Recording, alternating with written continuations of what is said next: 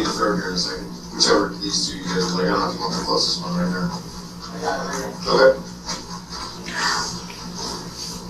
Can I say something? Sure. Top, I thought you were one of the kids. What's the idea? Oh.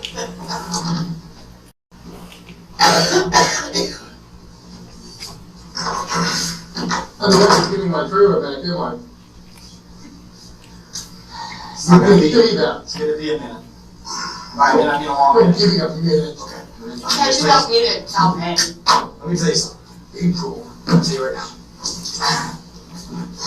Just so we're on the same page. Eric is right here. Okay? He's being babysat by one of my troopers. He's in here. I'm gonna tell you what he's saying here. Good. Just thin walls. I just want you to know that. Well, wait, what? Do you know why? That part I know. I don't know if I can do this. I know, Greg. Thank you. Nobody knows why. Eric knows why. Yeah. The people that did this with him probably know why. But does it matter?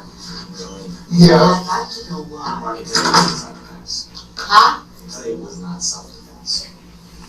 I just let's see. Did they tell you where the body is?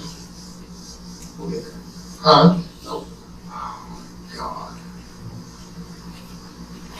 Okay. So from the beginning of this investigation, your son was a person of interest. The reason he was a person of interest is because we knew that David Grunwald had told other people that David Evans, and your son were going to hang out after dropping off Victoria, his girlfriend. Okay? So right away, when David doesn't have to show up anywhere, the two people we need to talk to are your son and David Evans. Because they were the Okay, but can we stop right there? If he didn't run around with Grunwald, and David Evans had been gone all week, why did David Evans, how did he get to Grunwald? And why did they come to my house if he had been gone a week? And why did you not question Evans as much as you questioned Eric? I spent exponentially more time with Mr. Evans than I did with your son. Because Those are the questions the I first wanted. week you only talked to him once. And you've been to my house, I've had you guys to my house 4 times in the first week.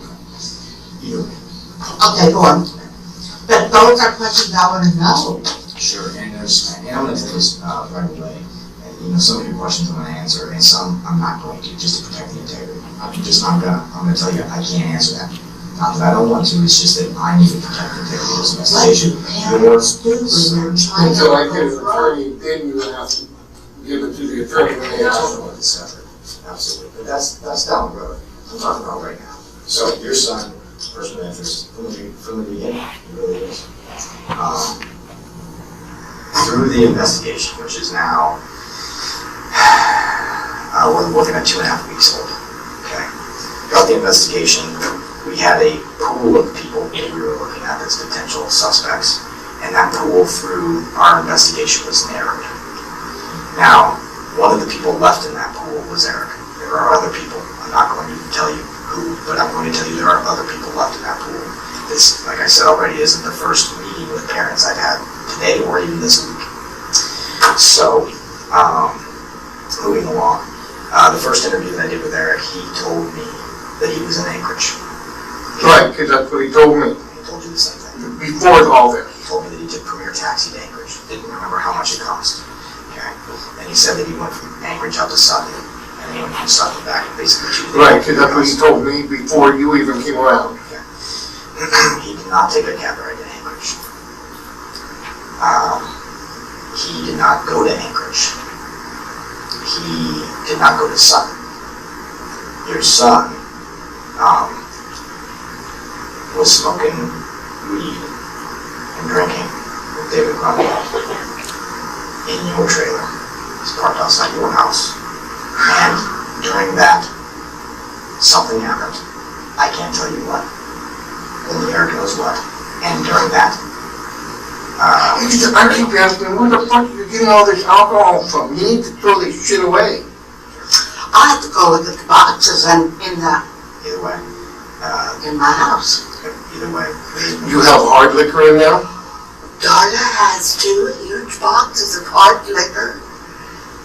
Well, I'd be willing to bet if you checked his room, you'd see that there's a ton of hard liquor in his room. I know because I know, I saw it, and I'm going, where the fuck you get all this shit from? So moving forward, your son, obviously, through our investigation, we determined that he was lying to us about going to Anchorage, he was lying to us about going to Southern, he was lying to us about where his statement was in, anywhere around there. As a result of that, obviously, we served 1 search warrant to the tablet, we downloaded the tablet. They took pictures of this? No, they took pictures? No. Oh, well, They took pictures, but not of the, if you're asking if they took pictures of the homicide, they did not. This was a picture on your son's tablet. Right. We know that. I find that kind of interesting. That he's labeled I himself. didn't, because They've done that for a long time. I've seen stuff like that For already. a couple years. There's a, it's called a photo lineup or a 6-pack. There's your son, obviously, and this is what we showed to the cab driver that ended up giving him a ride. The night that he got picked up about a half a mile away from David's Bronco, it got burned down. You know what? Half hour after David's Bronco got burst. There was a cab ride from there? I think I was like, I'm stupid. Yeah. Okay. So fast forward, we come to your house, we take a look at your trailer. That's your trailer. Well, at least it's staying dry. It is. You know, I was gonna tell you, you need to wrap it. It's long done. Wait a minute. He died on what day? Sunday? He died on the Sunday. And Eric was home Sunday? Sunday morning. I didn't even hear a freaking gun go off. I can't hear it, so I'm really screwed. Well, I'm just gonna explain something. Okay, that's the thing that I've seen, that I closed the thing up when I told the kids to get the hell out. Into the naked eye. Stuff like Well, that. actually, what the fuck's my rug? Where's your rug? I know where it's at. Okay, so you have the rug then, because there was a rug that was a runner. It's covered in blood. That's why it's not in there. I didn't even fucking notice. This picture may not mean much to you right now just by looking at it. We got some stickers and a tape measure on the wall. But this picture is the same picture with what we have that it illuminates blood in the dark. Okay? I told you. That's leftover from when you tried to clean it. Yeah, I know. You can't ever get rid of it. They should be watching movies, huh? This is just a picture of, you're looking into the trailer through the screen door, obviously. You know, I've never been. I own the trailer, I've never seen it. So turn it middle. This is the screen door. Open the door, you're going inside, right? I've Okay, never looked in it. Well, this is a similar picture there. On the wall, we have more blood dripping down the wall. This is your bathroom, obviously. To the naked eye, it looks like it's clean. it doesn't even fucking work. But around the wall, this is a terrible picture. We have high velocity spatter. Yep. And we have all these marks here. Terrible, terrible blurred picture. I don't know why we picked that one, but we did. That's the entrance. You recognize that as the entrance? Yeah, Now, moving next. I call my movies. This doesn't look like anything to the naked eye. The blue light. But I can tell you right now, after being in your trailer while this photo was being taken, this is the best I can do with a photocopier. The impression left behind by David Grunwald's body and the pool of blood that surrounded it. This is an imprint of what we call void. There is no blood here. Torso, arms, head. That's your trailer. I know that this is impossible to fathom as a parent, but I'm telling How you, do these kids get to that and why do I would talk to him every night, Every day. telling him when he comes home from school, if you want to tell me something, it's all right. We will get somebody in the help, but you have to tell the truth. What did he say to me? Why do you think he's dead? He's not dead. That's what he kept telling me. Well, Because he goes, we talked about something and I can't remember what the hell it was, but fake ID came up. Yeah. And he goes, he goes, the only person that knew how to make those was Grunwald. there's a lot of speculation surrounding this case, but What the hell? in this Can you tell me anything about the Grunwald kid? Because supposedly he was a good kid, but apparently, He's a good kid. apparently not. The only reason he's not a good kid, honestly, he smokes weed. He smokes weed. That's his worst kid. That's his worst flaw in life. And you know You're all there with me and that stuff. No, but I'm telling you as a person, he's a 16-year-old boy who worked all summer to afford that truck. Okay? He has a curfew that he abides by. He's got a long-time girlfriend. He goes to a charter school that you don't just get into, you got to apply. He's thinking about, he's leaning forward and taking college classes as a 16-year-old boy so that he can get a better We job. read all that online. But that's true. David was a good kid. He's a good kid. And he ran with that who's looking for help. Well, Evans had to call him he's doing it. He's a very good talker. Okay. Easily led. Let's not focus too much on David Evans. Let's focus on your son and his involvement. Because that's where I want to go with this. And we can't do anything about David Evans tonight. Your son can do something about this. Okay?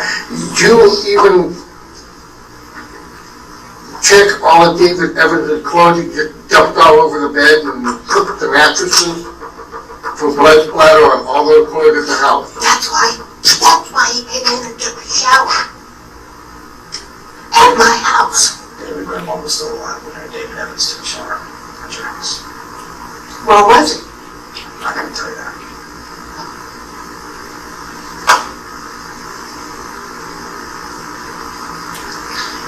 Let's focus not on David Evans. Let's focus on Erick and see what we can do here. Now I'm going to tell you the thing that I want to do when I bring Erick in here. I don't need Erick to say anything. I really don't. I do want him to say something, and here's why. He's got his whole life ahead of him. He's 16 years old. No, he still does. He still does. There's a potential that this isn't as bad as he could make it by saying, figure it out. I've talked to the district attorney. That's the person who makes the charging decisions. Yeah, we know. He told me to pass on to you and to Erick that his cooperation in this investigation will absolutely help himself out. It'll be taken into I consideration. tried that the other night when you guys were at the house. Sometimes we have a different poll when we're in this. Now you're in a different position with it. And so that's kind of where I want to go with this. Now I want you to know, my job as an Alaska State Trooper, the sergeant that runs the unit that investigates homicides, my job is to obviously investigate this crime and then hold people responsible for it. That's my job. Now, your son is responsible for this. Partially, fully. It's up to him to decide what portion of this he wants to take responsibility for. I already know that. But then I start to lean forward here and I say, I want Erick to put himself in the position of anybody reading this report or looking at these photos, which is, by the way, this is the tip of the iceberg. Okay? My photo stack is this tall.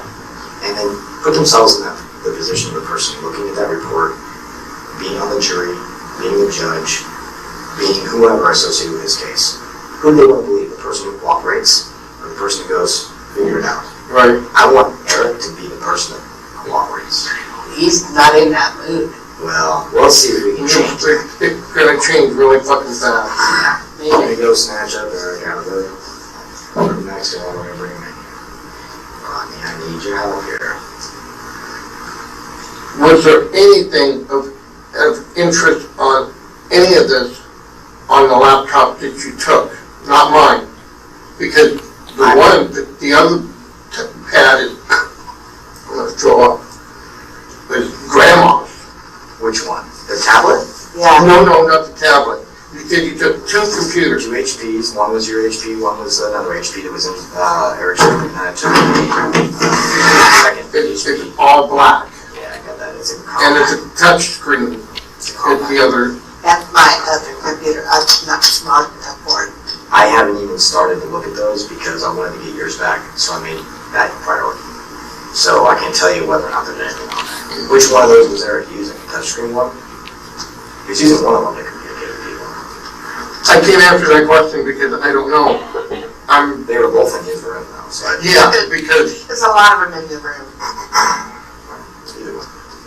I didn't because even look at one moves slow and the other moves fast. You can't play World of Warcraft on the slow one. You have to play World of Warcraft on the faster, slow one.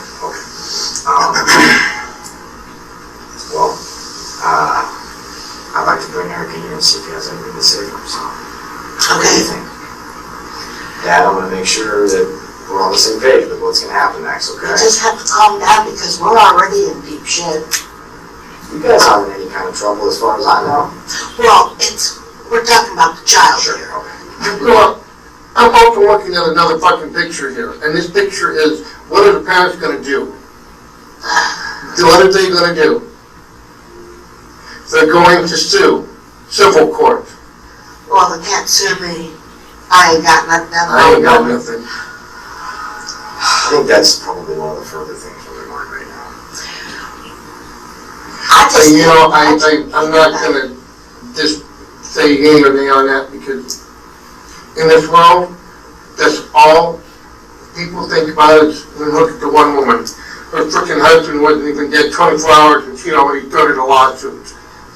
Now, one of the things... That's not here, but One of the things I'm gonna do here, and I've done in the past, and I will continue to do if I think it'll help, is I'm gonna ask, if we get to the point where Eric's talking, but he's just still lying, and he's not giving up any information, and it's clear to me that he's not going to give up any information. Sometimes I find that kids don't want to give up that information in front of their parents because they're embarrassed.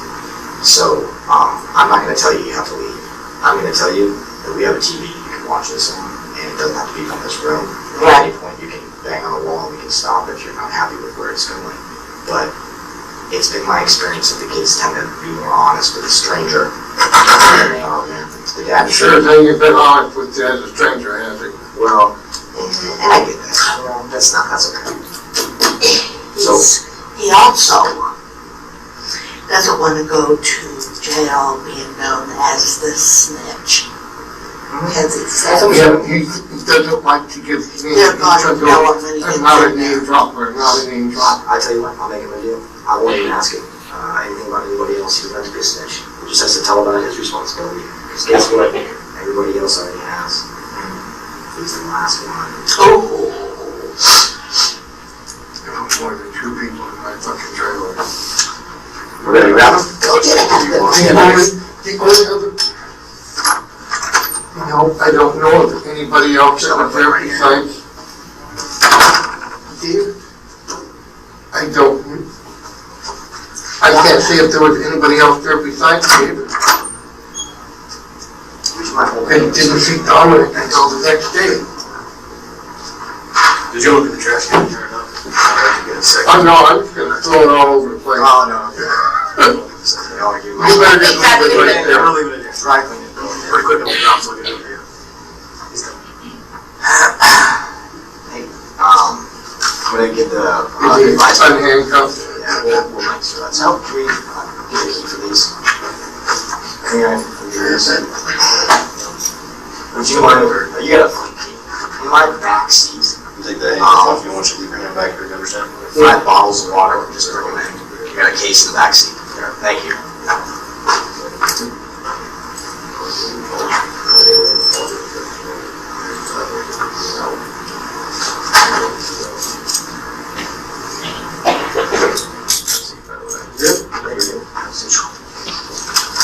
All right.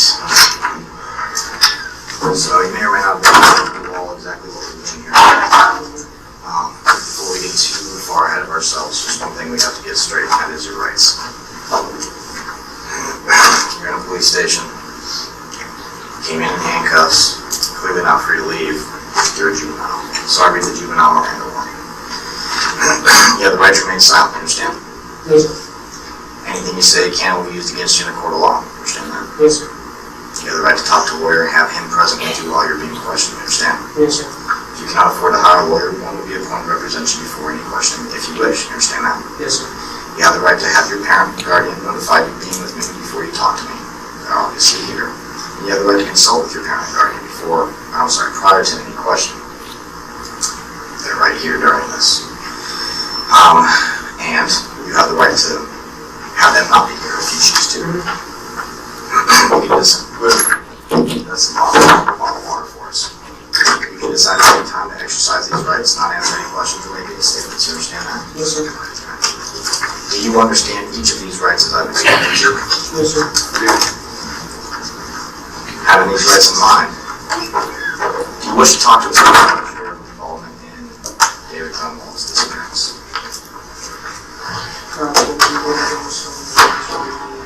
Erick? Erick? It's over. Okay? I just saw the pictures of the inside of my trailer. You guys did a really shitty job at cleaning up all the blood splatter everywhere. Don't. Can I see it?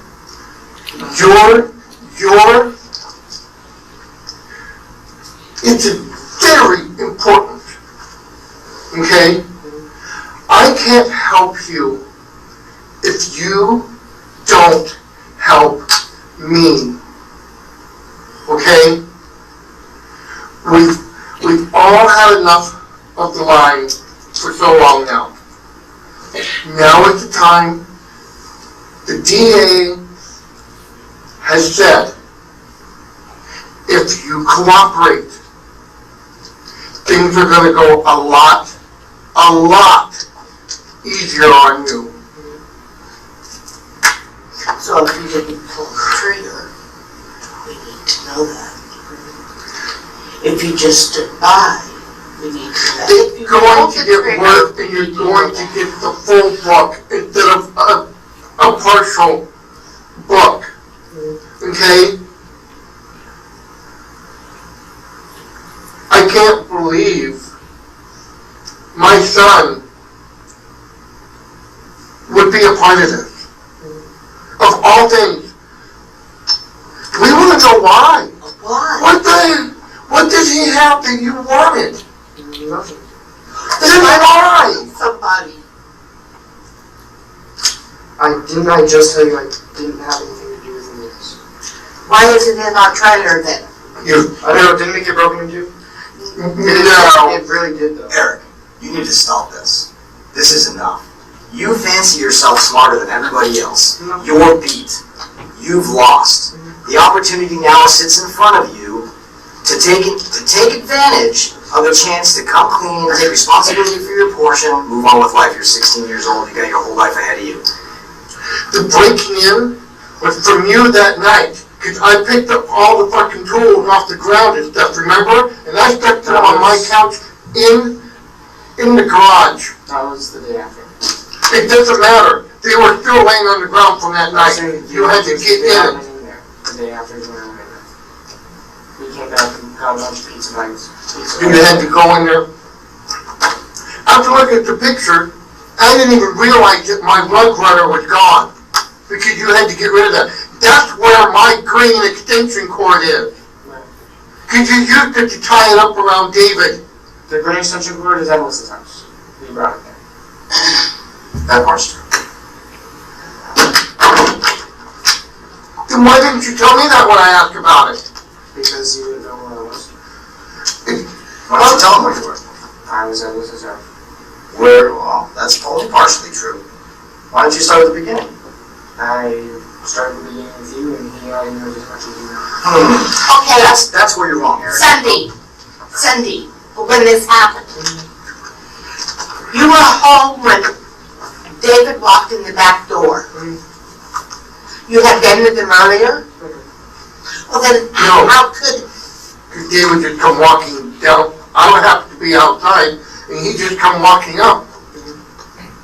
He just walked out of the window, and I was like, I asked him where he came from later, and he said he was normal dropped him off. and then, I said, okay. And then around 8, I left, went to Melissa's house. I'm gonna email you But Alyssa said no. Alyssa definitely said yes.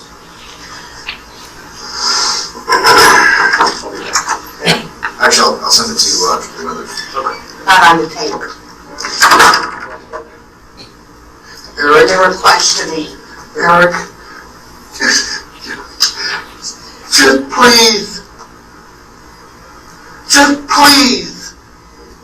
If you weren't in that trailer, who was in that trailer?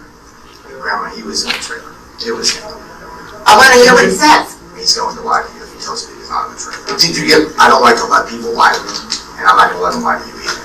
That's Was just it the trailer? disrespectful. you have fingerprints of all the people that were in there? Disrespectful for him to lie to you.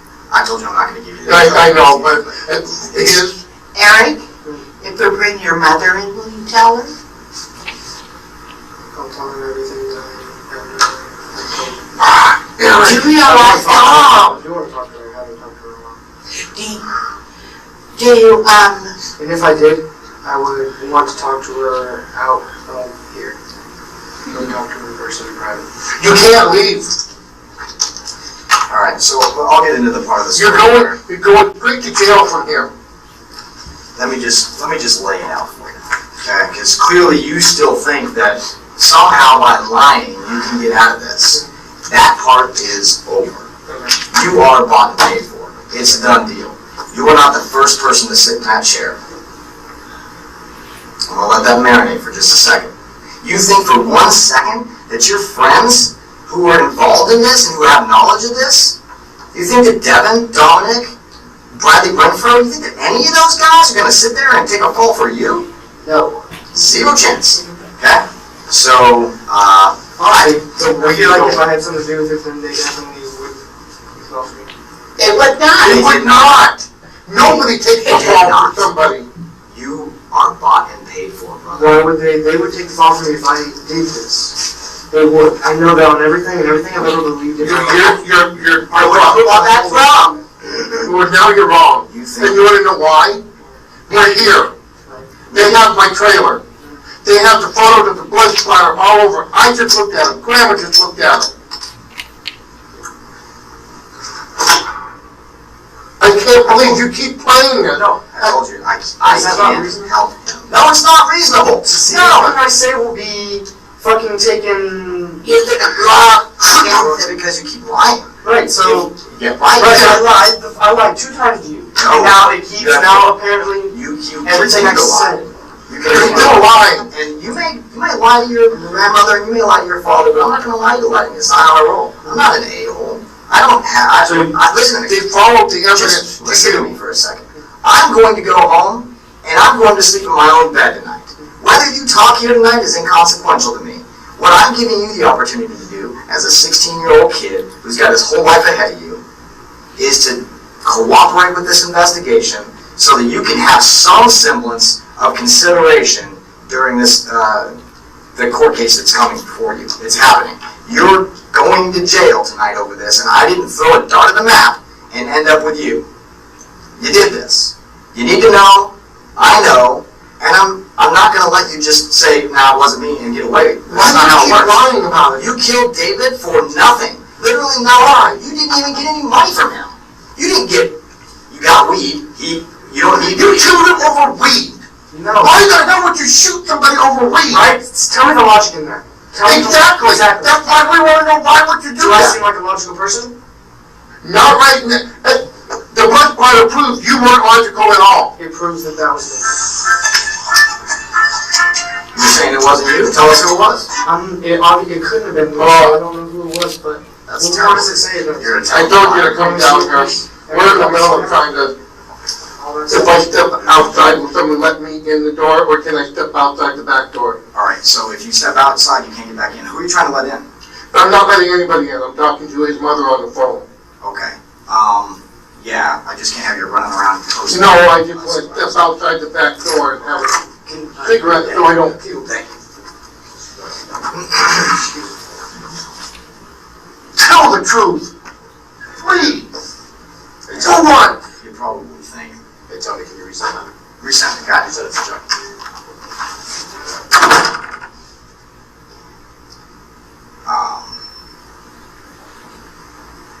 You think that you're holding out hope, if you will, that that if I don't show you a ton of proof, that somehow we don't have it. Yeah.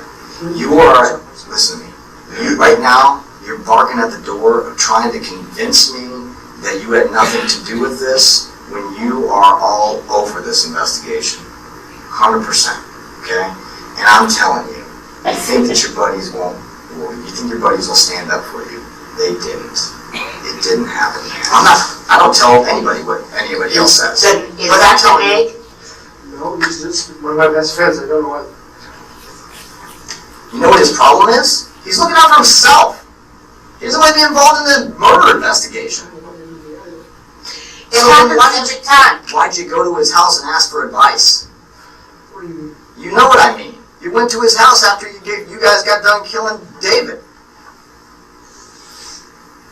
I know you look up to Devin. I get that, man. But Devin don't want to have nothing to do with the murder investigation. And he didn't kill David.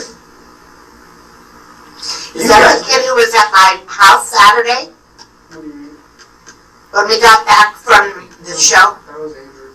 And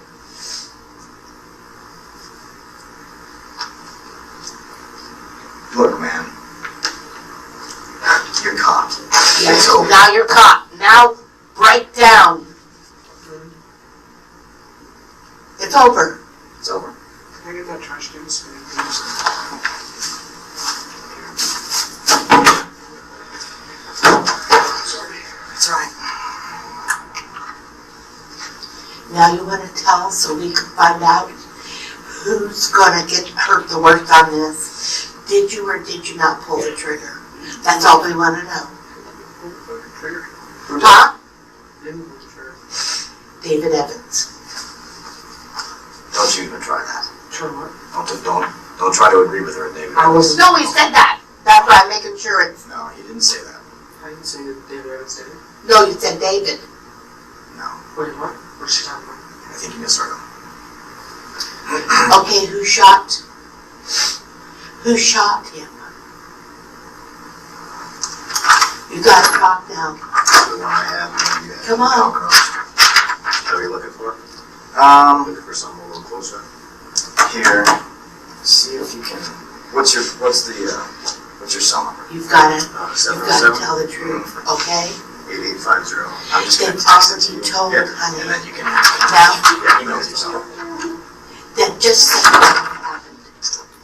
Swallow that kiss-ass attitude you have, and now start caring for yourself. It's good advice, Eric. You know we love you. It's good advice, Eric. It's only good if you take it, brother. Right? Good advice is only good if you take it. You know we love you, so come on. What happened that night? Who got the brave idea to decide to shoot that child? Who? You've gotta say.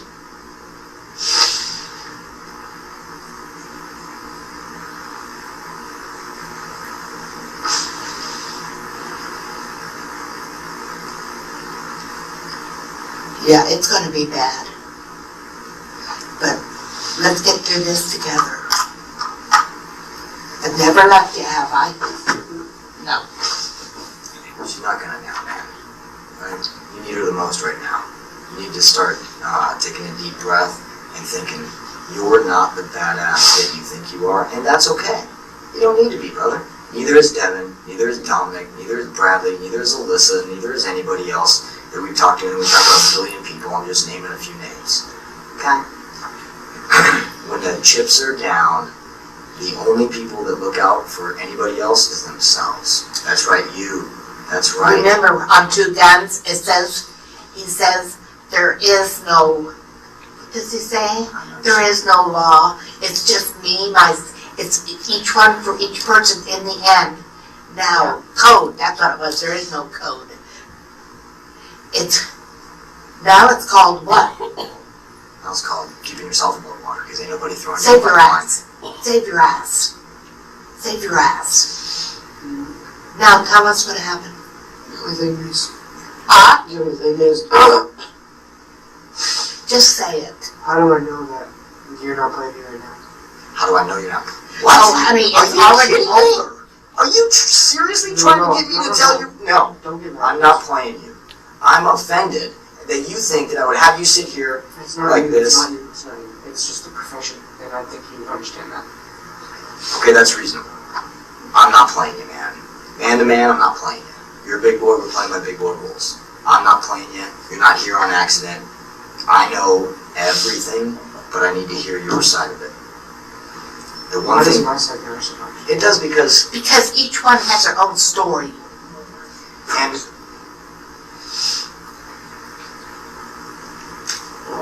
I'll start court whenever you're ready.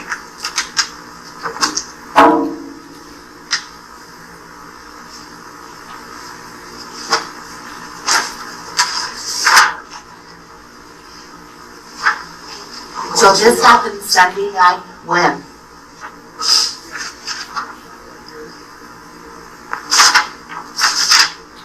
I'm still on that other question. What was that? Who shot David? That's what you asked me. Okay, who shot David? He said it wasn't my fault. It's okay. Okay, so let's go back to the very beginning.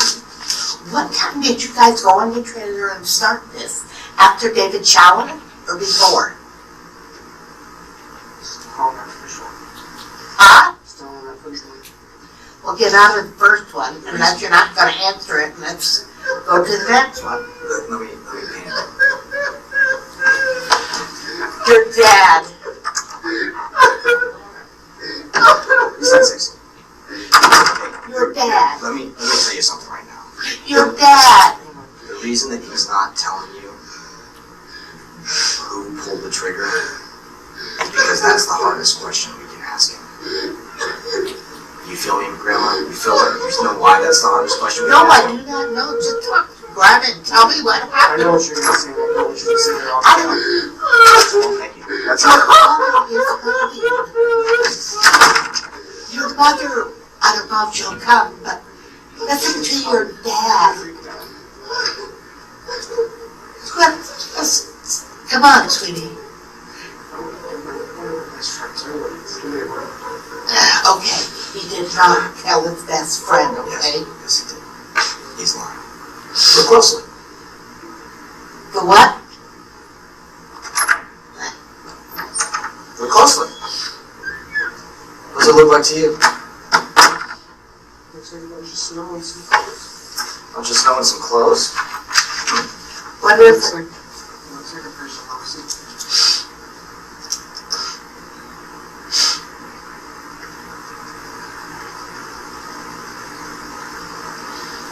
You know what that is. It's awful. What is it? Oh, We already know, man. I already know. I just need you to take a deep breath and tell us your side. okay. We didn't throw a dart at the map. We weren't born last night. We're homicide investigators. This is what we do, dude. But we got a job to do. You're done with that job. Now get into the story. Your side of the story. The why. I already know the what. I already know the who. I already know the when and the where. I don't have the why. Only you can tell me that. Why don't we let you take the ball and run with it? Why don't you start at the beginning? Huh? Brad and Andrew at my fucking house acting like they hated this. Are they involved in it? I'm not worried about that. You worry about yourself. Were they involved in it? Who knows? But I don't care about their involvement. I don't want him to rat. I don't want to ask him to rat on people because he's got some sort of misguided code that he's operating off of, and he thinks that he should rat. All I'm asking him to do is tell his side of the story. So, Eric, your side, your version. So, there's 4 people. Okay, this isn't irrelevant to the situation, but there's 4 people that I will die for. And all that. Okay, who are they? Andrew, which you probably know by different name. Mr. Barrett. Devin. Okay. Bradley. Okay. And Garrett, who moved to Fairbanks. You're a candidate. And Dominic is not one. and I wouldn't rat on my family. You consider Dominic family? No, that's the one I don't consider. Okay. Well, then why don't you just tell me your side of the story? We'll take Dominic not being your family into consideration here. But you need to, I was just making an excuse for myself. I don't know what that excuse is, but... The excuse that I don't rat on family, so I'm not breaking that code. Oh, I got you. I'm tracking. Because I'm just lying to myself right now, pretending it's not right. Well, Tell us your involvement. don't because worry I want about to- somebody else, because we only care about you. But there's no time limit on here and how long it takes me to express what I need to express. Or I mean, What are we talking, dude? I'm going home tonight. You know what I mean? Alright. I'm not gonna sit here for the next 12 hours while you drink that bottle of water and think about this. what time is it? 7 o'clock.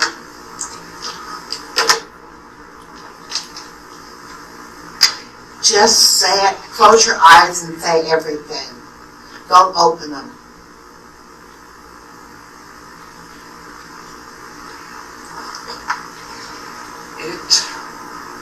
It was Dominic's idea. Okay. Okay? Start at the beginning. Tell the story, and then we'll go from there.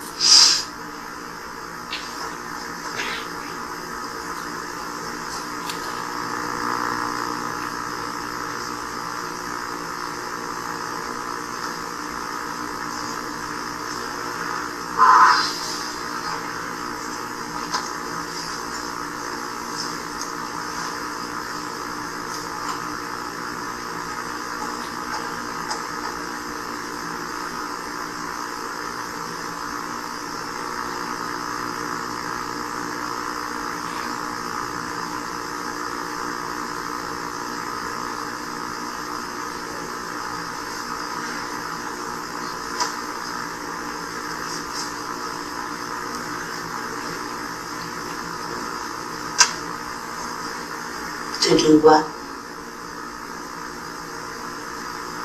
To beat the shit out of him. Why? Because he was sitting out there in the trailer with me. And he told me that he sat there and smoked all my weed. And Dominic didn't like it. He was pissed about it. Wait a second. I know I know. Dominic was mad because Eric smoked all your weed? Because David smoked. I'm sorry, David smoked all your weed? Yeah. That doesn't make any sense. And besides that, you got a ton of weed in And your he house. said, yeah, I know. So I'm already not buying your story. That's it. But it doesn't make sense. Like I said, I don't know if your story makes sense. I understand. Okay, continue with your story. We'll see if at some point it makes sense. And then he also just didn't like him, I guess. I don't know. There was a conversation on Facebook Messenger that I deleted. What was the conversation on? He just was telling me that it was going to happen. Dominic was telling you that it was going to happen. What was he saying is going to happen? Saying that he was going to beat the shit out of David. Okay. When did, they smoke all this weed in if it wasn't that night? It was, okay, so it was that night, it was Sunday, and they came over, like, right before David ever showed up. And I was like, because they weren't supposed to be there, they were all in the garage. They were, They who? as in, Brad, Dom, and Andrew. Okay. So Bradley, Dominic, and Andrew are all in the garage. Okay. And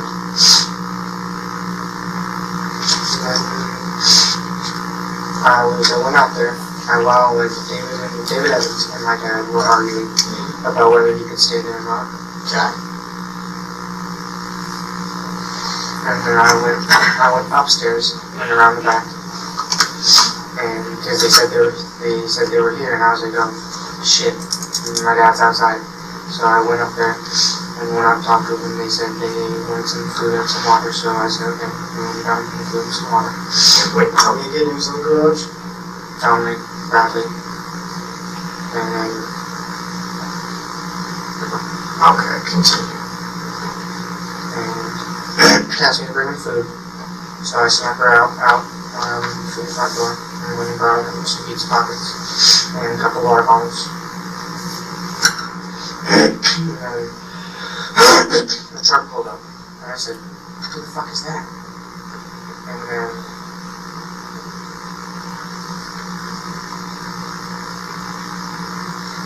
I want to say, at this point, I want to say David Evans was out there, so that was before, that would have been before, or after the argument he had with my dad. Is that when you guys come upstairs?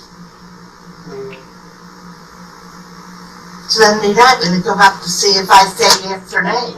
No, that was, When was that?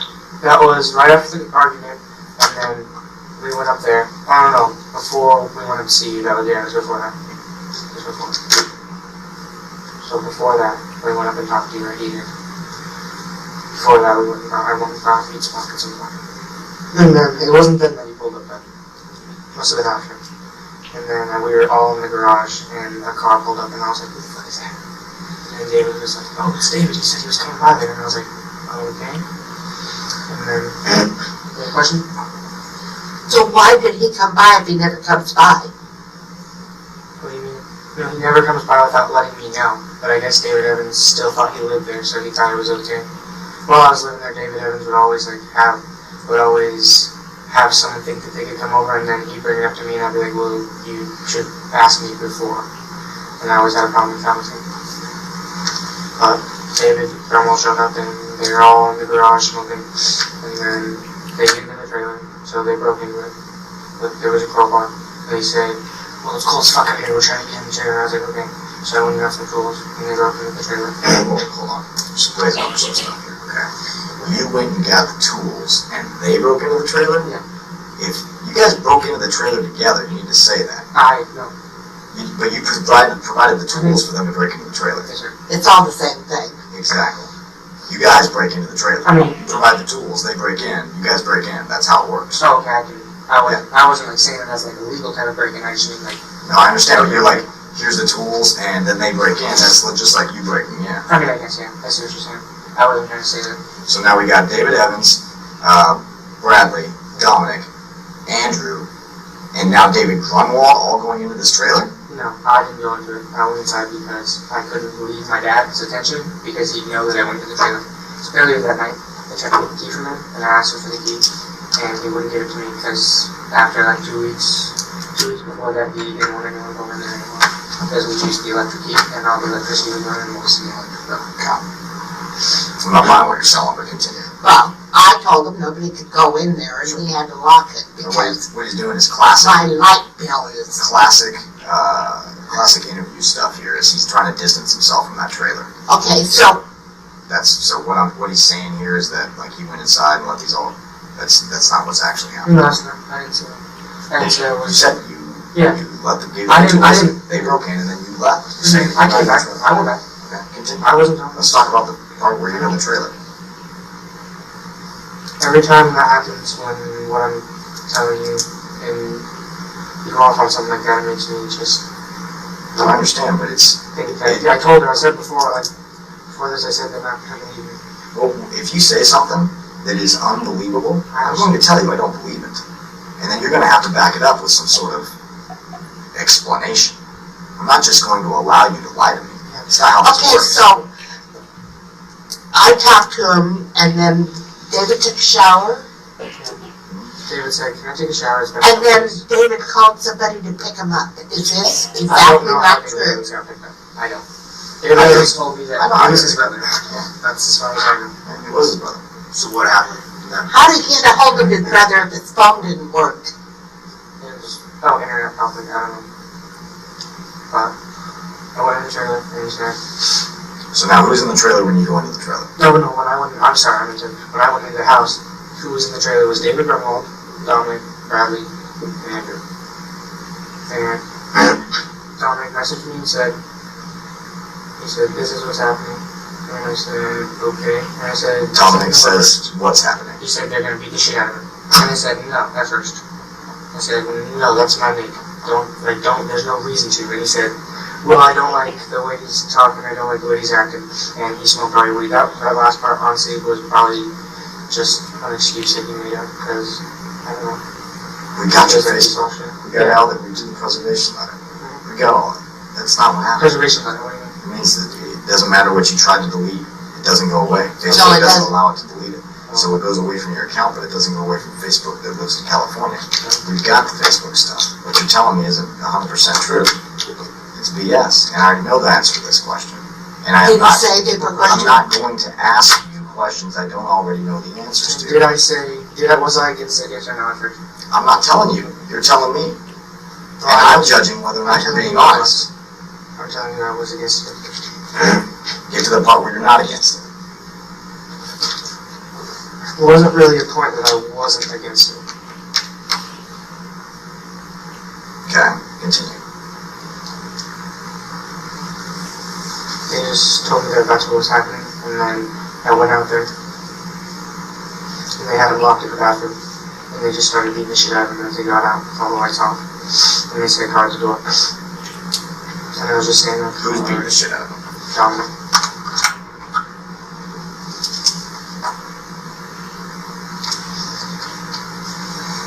And then, we get in the car, and Dominic says, come on, we're going. Wait a second. who's calling? Yes. When did they shoot David? When? When? You guys all came back? Hold on, we'll get there. We'll get there. He's skipping over a lot of stuff and he's making some stuff up. Just all out making some stuff up. So you're telling me, because I already know the answer to this, but I'm judging your honesty because your honesty goes into that whole cooperation thing. You're telling lies, and I'm not okay with it. Who you're saying right now is in the trailer beating up David Grunwald? Dominic. No, I'm asking who's in the trailer. You said Erick, Austin, aka Andrew, and Bradley. Dominic. He was in there. Did I miss him? No, I'm getting to it. You're saying that there's Austin, aka Andrew, Dominic, Bradley, and David Grunwald in the trailer. But that's not entirely true. You're not asking the questions I am. That's pretty but David Evans. David Evans wasn't in there. He wasn't part of this. No, sir. That's true. So who pulled the gun? It's not true either. Who pulled the gun? This is the part of that whole full cooperation thing. He doesn't want to admit that, but Who pulled the gun? that's wrong. That's Where a did you lie. guys get that gun if it was in Anchorage? There wasn't Talon. What gun was it? There was a 9mm. Grandpa's gun? You know, Grandpa? He has a 9mm? Let him talk, but Dominic didn't pull that gun. I don't know. What is Your grandson. 44 mag? Is that a 9mm? No. Oh, A 40 caliber is a little bigger than the 9mm. Erick had the gun. where did you get a gun? I didn't have a 9mm. Erick had the gun. Don't let him tell you you did. Why would you shoot I somebody? didn't have a 9mm. What'd you have? 40 caliber. A 40 caliber? So What's that? it's a bigger pistol. It's a pistol. Where'd you get Where'd it? you get that from? Off the street. How much did you pay for it? Around 250. Where'd Where'd you you get get that the money? money? When I used to live at the trap.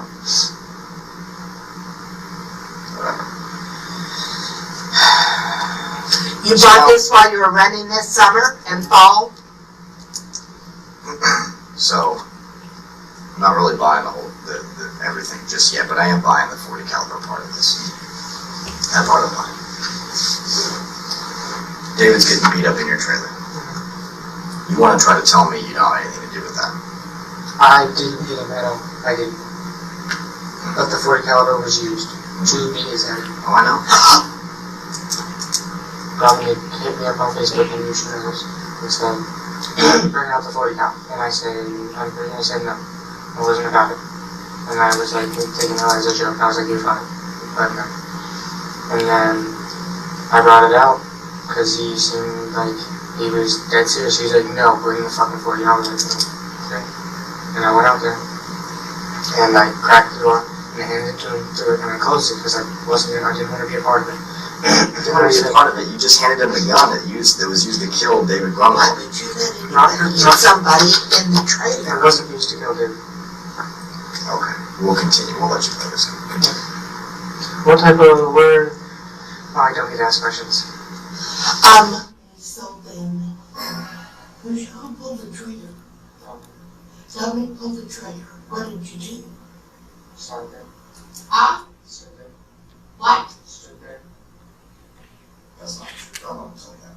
Why did you not go inside and run in and get us? Because he was the rest of the trigger.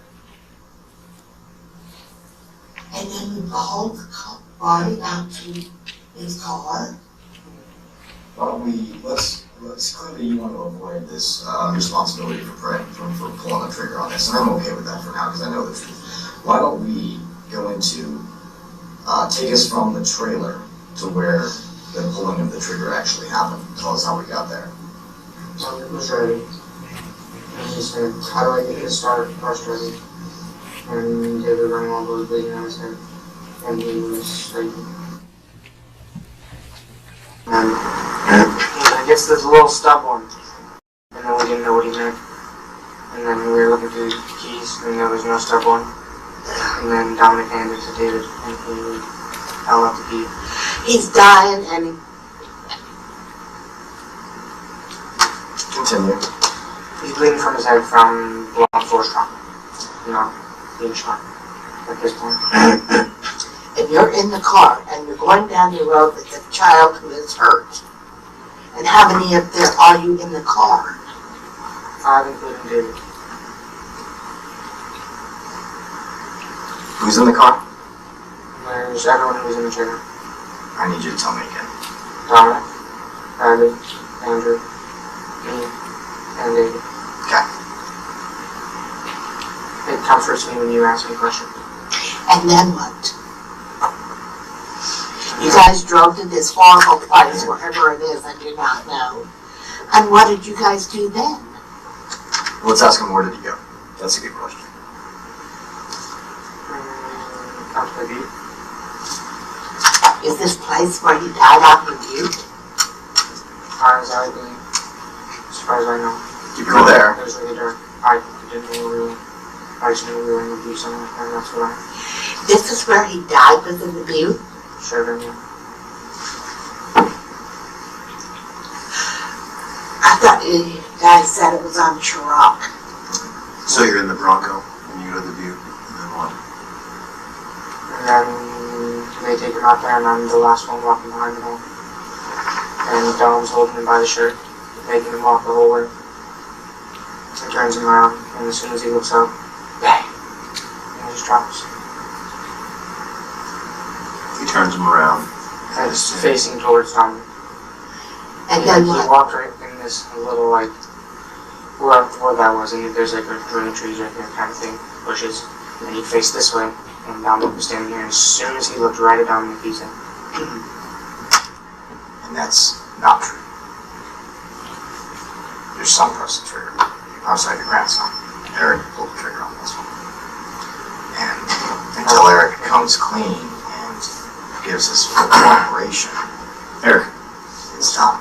tell me you didn't kill him. Tell me you didn't kill I David did not Grunwald. kill You're David full of Grunwald. shit. You're full of shit. You're lying. You're a You're terrible a liar. You're a good kid that thinks he's a badass but isn't. You're a scared little kid, alright? And you tell like you should never play poker. He and I have been doing this longer than you've been alive, right? The good news is the reason you are a terrible liar is because you have a conscience. You feel bad about this. Do you feel bad about this? I feel bad that it happened, but I don't feel bad about... Yeah, if you're asking if I feel bad about doing it, then the answer would be no, because I did. I can't believe you're not crying and going crazy of knowing you haven't seen somebody die. And lying about it continuously. And why you would not come forward and say, Mom, Dad, Grandma, somebody. Let me tell you why he didn't come forward.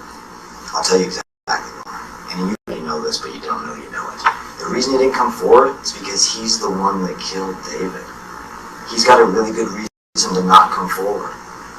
He's trying to convince us that there are people in this car besides just Dominic and Andrew and Bradley and everyone else, right? And then he's looking you in the eye and saying, "What, not me? You decide." Because clearly he's not ready to take responsibility for anything. We've got ourselves a stone cold killer. I've never seen somebody who lies about something like that. We've got ourselves a stone cold killer right here. This is a person right now who wants us to believe him over all of the evidence. That's never going to happen. It's just not. Yeah. So where's the gun? I don't know, I didn't have it. I didn't. Because that would You know, I also never put touched the gun. I fingerprints. never touched the gun. I never did. yeah, he did. And we know where it's at.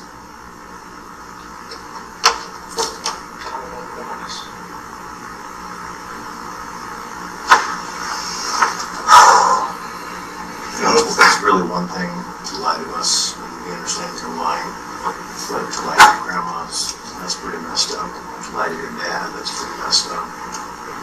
But you're agreeing because it's true. That's why you're I'm agreeing. agreeing because No, you're No, agreeing. stop. You're agreeing because it's true. Eric, you were on the track to take responsibility for your participation here, and then you started to get off base and say you didn't do this, and we're not going to allow you to lie to us about this. Listen, If you're worried, you went away for 2 days after doing this? Why? Why didn't you come home, get on your knees and say, "Grandma, I fucked up"? Well, scared doesn't help. What did I tell you? I said I would do anything, didn't I? If you tell me the truth. I said, what did I say to you? I'm a mother bear, and I'll claw you if I have to. That's what we do. Mothers fight for their kids. Doesn't matter what happened. We still fight. I said I would fight, didn't I? And you keep saying no, you didn't do nothing. They say they got proof. You better jump and hop on it. Okay? Now this is what I wanted to see out of you when we first were asking you. Emotion. Don't get cold and hard like a fucking Dixon. Do not get cold and hard like a fucking Dixon.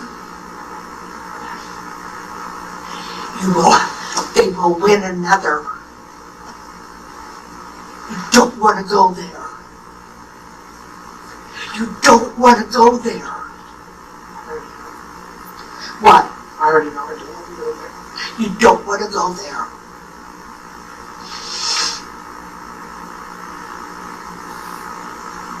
You're just a little stubborn redhead, but I still have faith in you. You've got to just let it go. Huh? I did. That's the worst fucking part. I fucking said. Like, why would I? You didn't do it. I promise you, on everything in this fucking world, I did not do it. he's right now going through a very emotional stage, and he's on the verge of actually telling the truth of what happened here tonight, or I'm sorry, Sunday night. And I was gonna withhold a little He's bit just of a child. I understand, and that's why I want him to come clean, so that he can continue to have a fruitful life after this is over. You put this behind him. I don't want to see him go to big boy jail for the rest of his life. I want him to take responsibility for this, so that we can move on. But I can only promise him a cooperating mitigator in this. That's what the DA calls it. They tell me I can tell him your cooperation will be taken into consideration, right? If he actually fully discloses his responsibility. Anything but full disclosure doesn't count. Okay? Now I think I know the reason behind this sort of thing, and it's partially Devin's kind of like, would you classify him as a brother for you? Are you talking about the one I call the Nick? I know. And you know what? And I bet He's evil. well, hold on a second. Hold on. He's got to get on. Listen, I I know you look up to him. He does. What do you think for him? I know you would. And I know that this was an attempt at gaining some street cred with Devin. And I use street cred probably very loosely. I have more street cred with him than anyone else. I'm the only person he's ever lived with. I was his first best friend of me. I'm the only reason he's a part of any of the people that we're friends with. I'm telling you that I know that in your heart of hearts, you know that this was going to impress Dev. And maybe that's not the reason why it happened. I wasn't happy. But you went to Dev right after this. And you looked for a little bit of help. That's right, yeah. That's where you went. I mean, among other places, that's where you went.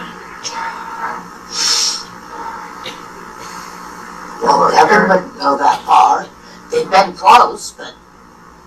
Well, we'll talk about that in a minute.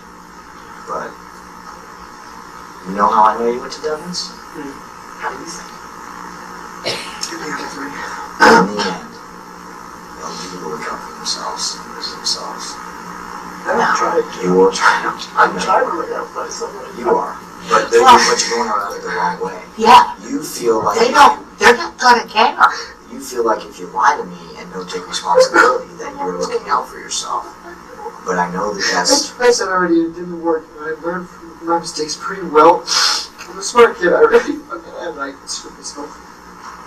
At first, when I was telling the truth, I was trying to leave out some things, but I went back and corrected what I left. You left out quite a bit.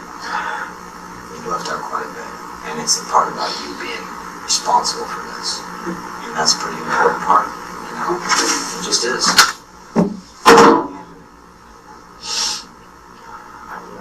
I told you going into this. I'm not an a-hole. But I'm also not going to let you try to say take my word for it, because I got all the other evidence that supports something else. If I'm getting mad at you, just like I'm telling you, I told everybody else in this investigation, I'm not going to let you lie to me. I'm going to call you on it. That's part of this job. If I know you're lying, I call you on it. Okay? And you have a choice. Continue to try to lie to me. It makes you look like a horrible person. Or just fall on your sword. Take responsibility for your actions and move on. You've been in this interview now for going on an hour. Okay? And you know that I know. You know that I know. Oh, what? Everything. There's only one thing. You're grasping at straws, hoping that I'm just throwing darts at him now. And that's not what's happening. You want to kind of back up to the beginning and take another run at this and wipe the slate clean? And actually take responsibility for this, or do you want to? I'm not going to sit here and tell you I did something I didn't do. I was a part. I'm not saying I wanted to be. I'm not saying that I didn't want to be excluded from it. But I'm sitting here telling you that I didn't kill David Grunwald. I'm telling you the evidence supports something else. I don't want to say this. I can't make you confess. I'm just asking for Burn your side. the cause.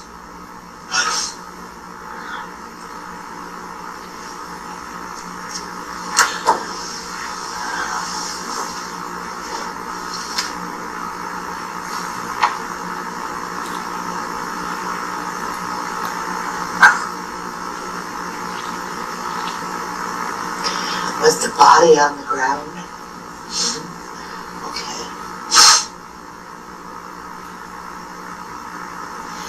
The body was on the ground, so you burned the car? Body and the car were nowhere near each other. Or what? They were nowhere near each other. Oh. Why don't you take us from after David dies, after David gets murdered. Take us from there. What happened next? Thank you for saying that the way you did. I'm not saying that it was me. Well, I know it was you, but you... At least you worded it differently. Yeah. I don't know if that was on purpose, but It was on I purpose. appreciate it. You're welcome. Why don't you take us from there? And then step by step all the way back to Ulysses. Joe, it does. Prosperity, had love. none better than we could give ourselves. And who was with you at the time? I'm just gonna say same people, but Dom, it's the same people except minus David. Dom, Brad, Andrew, me. Okay, continue. Drove up to his house. Last day. What were you guys driving? Dom. Who drove it? Dom. So you, Andrew, Bradley, Dom all go to Deb's. Where's Deb live? Out in by Houston. Okay. Something like that. And then what happens? And then drive up the road. Then go back, Dom and Dad go buy gasoline. Drive around. Hold on a second. You go to Deb's. There's 4 of you in the vehicle, in the Bronco. Okay. You get to Deb's, you ask him for advice. Okay. Tell me what you tell Dev. I didn't tell him anything. I don't remember. I just was happy to see him because we had a problem for a while. I was honestly scared at first to see them. Alright, so you guys, Austin, aka Andrew, Dom, Bradley, you, pull up to Deb's. You guys all get out, you all go inside. Okay. Stay out in the car. You all stay out in the car. Okay. Does he come out to you then? Okay, he comes out to you. What happens then? We ask him for we tell him what happened. And he says we're all stupid as fuck and he's so fucking pissed. He's so pissed. And he was not okay with it. And then we asked him if we could borrow a couple gas cans. Well, we asked him what to do. And I was like, well, we could probably just burn it. So it was your idea to burn it? Yes or no, it was your idea to burn it? I don't know if it was fully my idea, but it was, I was on board with it. Continue. And then we drove up the road, out of his neighborhood, drive down the road to the nearest gas station. Still you, Andrew, Same people, same person driving. same person driving. Okay. Which gas station did you go to? Fuck. I want to say right by Riverbed, but I don't think you guys would know what that is. Riverbed? Yeah, Riverbed. It's a car stop. Can I explain the gas station to you? I don't know roads really well, so there's a gas station here. And so here's the road and it kind of loops around like this, and the gas station's here. Okay. And then the building itself's here, and the gas, whatever's right here. And then there's like a side road that goes down here. And I want to say, By the country store? by Little North? No. Is it close to Deb's house? Like 10-minute drive, I think. Okay, towards Wasilla, 10-minute drive? I want to say towards Wasilla. Towards back the way we came. Okay. Is there a stoplight or something nearby? I don't think so. What's across the street? I think it's just emptiness. It's just... He doesn't know any roads. One of the roads down behind it. It's like King something. Or something like that. You're talking about mile 49 holiday payment. Am I? Oh, I don't know, I'm sorry. There's a road behind it that takes you to King River. Yeah. Is it a big gas station like where you buy food? He knows what I'm talking about. He can explain It's got gas pumps, it's got a convenience store inside, it's got gas pumps on the I other think the side. subway in it too, right? Yep. Yeah, we're talking about the same. Yeah, 49 holiday. Continue. Alright, so you guys go to the 49 holiday and you buy gas. Who buys the gas? Who buys it? I don't know, but I know who goes to get it. Okay, who goes to get Dom it? and Brad go to get it.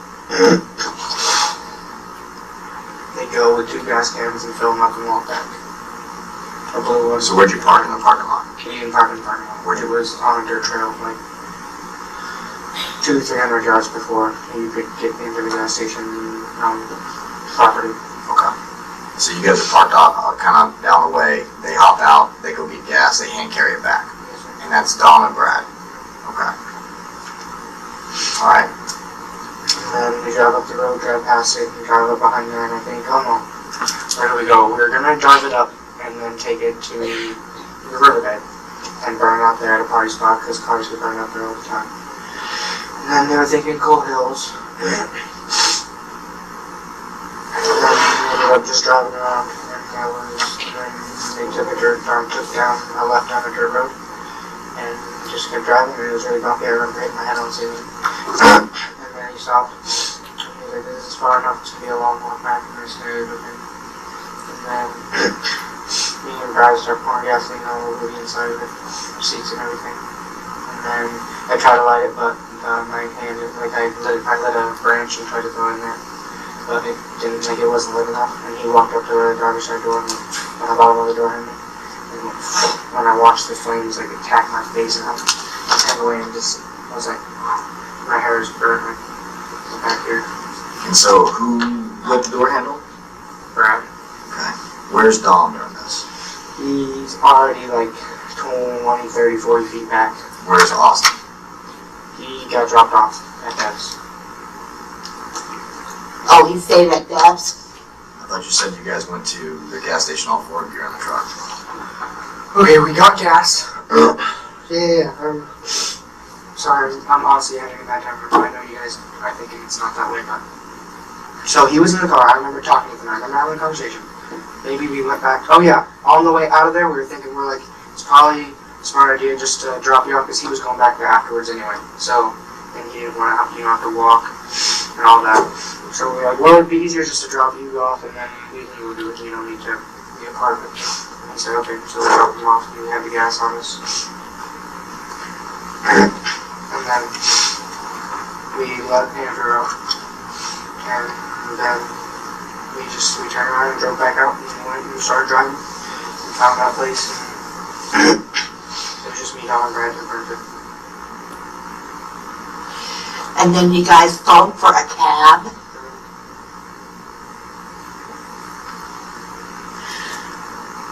Cabs have to write down everywhere they go to pick people up. Very true. Forever and a day. There's no surprises. And it goes to show you that he never walked. And then we walked. I'm just saying he's not a walker. Sure. Only when he was real little. Because they can't go to McDonald's without getting a ride home. Where'd you get the bleach to clean up the mess in the trailer? Downstairs. Downstairs bathroom at your house? Yep. And who helped you clean it up? No, just me. When did you clean it up? 4 days ago, 4 or 5 days ago. The day last weekend. That was when you broke into the trailer. You said you needed something, and Dad didn't have it. He wasn't going to lock it, obviously, because he would have seen Because the dad was gone. When you were out here. That was the day you were at the show. And I helped you set up this Saturday. Well, you did a horrible job cleaning it up, just by the way. Yeah, they don't, grandmother wasn't allowed to be a grandmother and show them how to clean because my kids had the white glove treatment.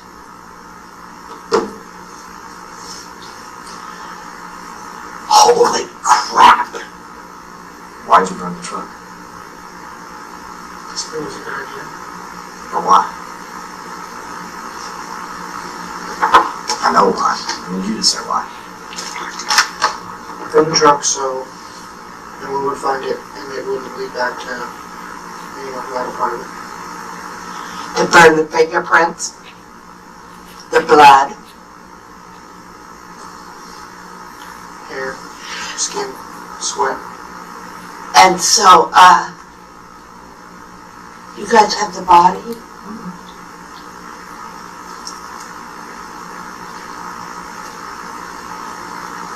All this time? No. What do you mean?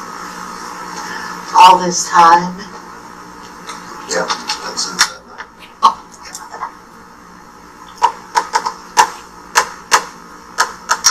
All to bring the kids out. And here I'm thinking it's some big bunch of drug dealers. The reason we were at your house day 2.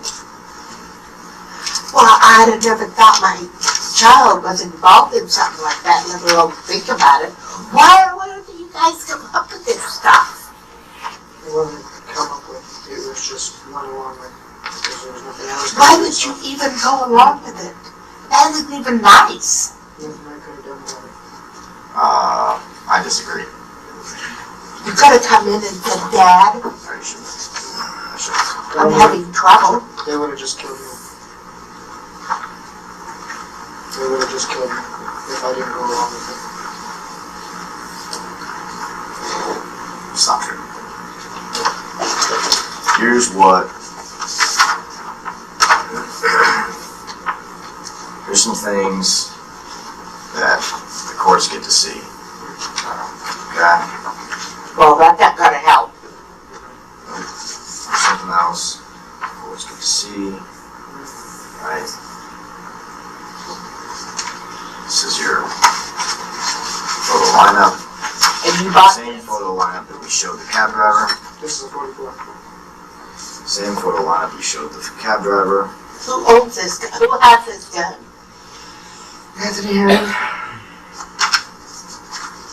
has, I don't know, wanted to sell it to me. Where did the gun come from that night? Who had it? One of the three had it. I don't know who brought it themselves. I just know who had it. So you're telling me that you have your own 40, Had. somebody else has 9, and you guys are 16, beating a kid up in your trailer, pistol whipping him to almost death, and then drive him out to Knik River Road, walk him into the woods, and execute him. You're telling me that's what your group of friends did? For why? Sit up straight for a second, because I've got to go back and I've got to talk to the Grunwald family. And I've got to look mom and dad in the eye, and I've got to explain to them why their 16-year-old son is never coming home again. Give me a reason why he needed to die that night. Please. That's all right. We want to I see. went back on that. We want to You told me see you were the illicit for 2 days. You didn't test go back. results. Yeah, absolutely. Let me get out. It's not going to happen at 9:41 No. at night, but It went on TV.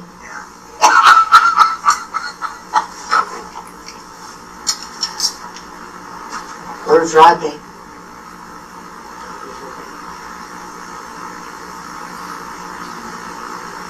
Wonder if your mother showed up.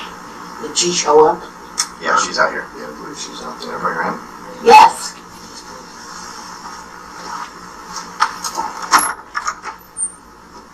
You want me to lay?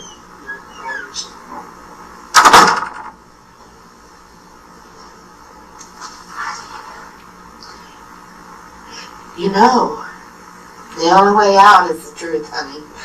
Truth will set And you Only free. time. Truth will set Only you way out is the truth. So if it was you, then you have to eat it. If it What if wasn't, it wasn't me? What do I then do if it wasn't What do I you, do? fine. What would I do? Well, if it wasn't. Yeah, just let's say that. Let's say it wasn't. What would I do about it? What would I do to make someone believe me in this situation? The evidence would have to support that. Right. So, like, for instance, we would have to have some cooperation on where's the gun that was used. You know, because I know the we have to have some cooperation on that. Like, where's the gun?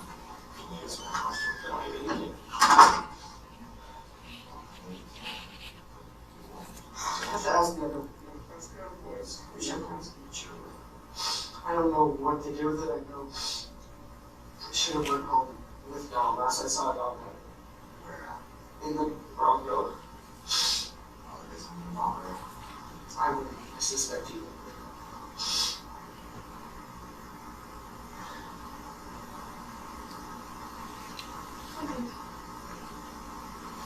Can I have it?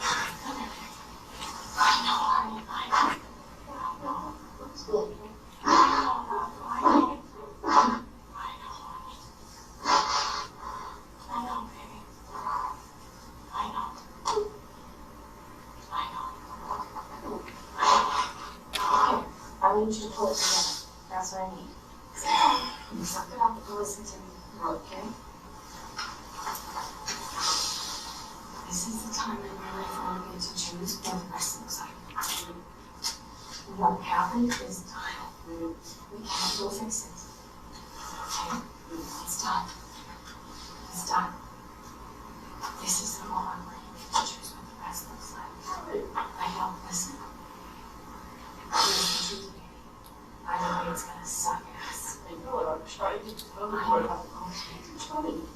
Okay. So let me tell you something I know.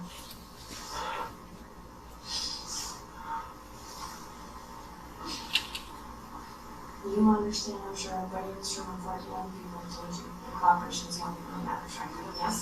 I know. Okay. And maybe you are so smart, but you are not smarter than the evidence that we have. You understand that? Okay, great. Okay. So,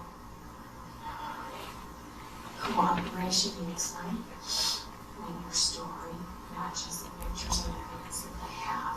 And at this point, it's not enough to be considered cooperation. Then that's okay. And people can have two different stories. And I think that everybody in this room has seen that happen more than once. Everything is one unfortunately, everyone else is right. Or no, am I wrong? You are wrong. I'll tell you why. Can you listen to this? I know, listen, I'll tell you something. So I've gone to jury duty a couple of times, right? And when I go to jury duty, there's always a fail-safe question on the jury duty questionnaire. And it's this: is the police officer going to be more truthful than somebody else? And if you mark yes, you never get picked for jury duty, and you would never want to be on trial because they need somebody that's going to believe everybody equal. Okay? As a jury. Yeah, absolutely. As a jury. Okay? Because that's the way it works. And the difference is, these guys, they don't just get to come and tell their story and it all works out and everybody believes it. And if your story doesn't match their story, well, then they win. It's not like that. Because they don't win by stories. When we went to court with Mike, did Mike win with some story he made up? No. Gina made up some story and had her life work out for her. She got made fun of in court. And she got made a fool because she made up a story. And Mike pulled out the evidence, right? So whoever pulls out the evidence wins. Does that make sense? Okay. At this point, these guys are on a winning team. Okay? And you're not going to get to win out of this. And you got to accept that. You get to choose the lesser of two evils that your life is going to look like. Either it's going to suck for a while, or it's going to suck the rest of your life. Okay?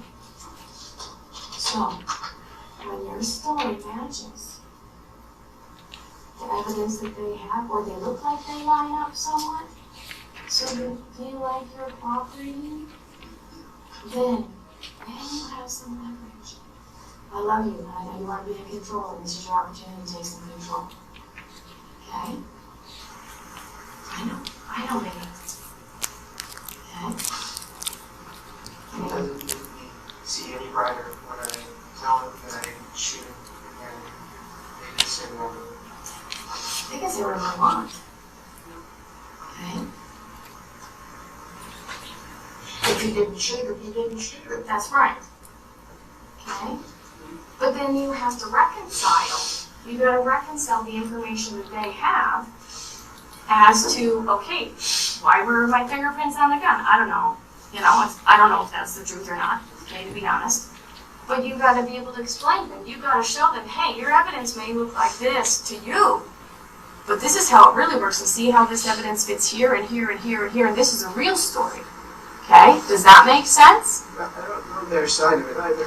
You don't, don't care about their side. and that's the tricky part. That's the tricky part, because they want to hear you tell the truth. Okay? And I can't tell you why that makes a difference, whether you go to jail for a short time or a long time. That doesn't make sense to me, but I don't get to pick the rules. Okay? But this is what I know. And this is what you need to understand. Cooperation looks like when your story matches their evidence. It doesn't have to match their story. They could be wrong. Okay? But they're not going to tell you everything they know, because they want you to show that you understand the consequence of your actions and your choices, and the way you do that is by saying, dude, I sucked. I totally sucked. And this is what happened, and I know it was wrong, and it is what it is, but this is what happened. And then we say, hey, this kid was an idiot, but he has the potential to turn it around, so we should cut him some slack. That's option one. Option two is, this kid's an idiot, and he's got no chance of not being an idiot the rest of his life. So we need to make sure that we push hard. Does that make sense? You're smart. You're a very smart kid. Okay? And you're very logical. And you may not be able to choose exactly what you want your life to look like right now, but you have the opportunity to figure out what it's going to look like in the distant future. And you can choose to be in prison for the rest of your life. Everybody around here is real unhappy about this whole David kid thing, including me. Like, I'm on the bandwagon of the community here. And you have to show that it was a mistake. And that this is not who you are. How many mistakes have I made in my life? A shit ton. Yeah? And what do I do? Yeah. And what do I do? Say, I sucked, the rest of my life can go to hell. No. Every day I start again. Every day I start again and try again to be somebody better than I was the day before. Because plenty of choices in my life I've hurt people. I've hurt you, I've hurt your brother, I've hurt your dad. I've hurt lots of people. But every day God gives you a new day to start again. And that's what these guys want to see. That you want to start again. And that you're not going to play out the same day you had or the same night you had that night. They're looking for a kid that's looking for a new day and not that same day over and over and over. Because they're not going to let somebody that wants to live that same day over and over and over out to hurt anybody. So, you want to start over and tell us everything? Just a little bit. You gotta have a second. You gotta have a second, Grandma. Huh? He's gotta have a second, Grandma. You're amazing, you know that? You're a tough old bird, I'll tell you that. I am. Oh, I know you are. I'm scared to death of you sitting next to you. I've been through everything. I know It's you just have. another new experience. One more mountain to climb, my dear. One more mountain to climb. Okay. But we can do that. Mom's laid it out very, very, very articulate here. She's absolutely right. I wish I could have. I'm just said that cool. I'm just that as cool. well as she said it. You have your entire life ahead of you. Now, we already know what the evidence shows. We're looking for a story that lines up with that. There's something that you have that supports or that the evidence supports. You need your story to point them why their evidence is a different story than they believe. But they don't know that because they don't know all the pieces. They know enough pieces They choose to believe. to make, yeah, sure, why not? Well, the evidence, unfortunately, is neutral a lot of times, right? And I'll just give you the big pieces. You're the only one who's consistently been deceptive in this. You're the only one whose trailer I have that's got a bunch of dead kids' blood in it. You're the only one I have with a picture of yourself on your deal that That's says, been on there for years. Hold on. kill us. And you're the only one that can't explain away so many things. And so I'm begging for you to do this, my man. I really am. Because sometimes not being able to explain something reasonable. Agreed. Yeah, 100% agree.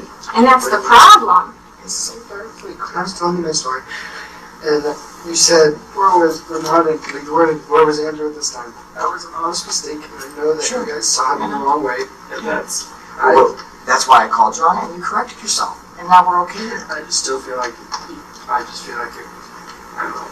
It's probably been because you and I have had this relationship since the beginning that when you lie to me, I call you on it. And so there, you feel like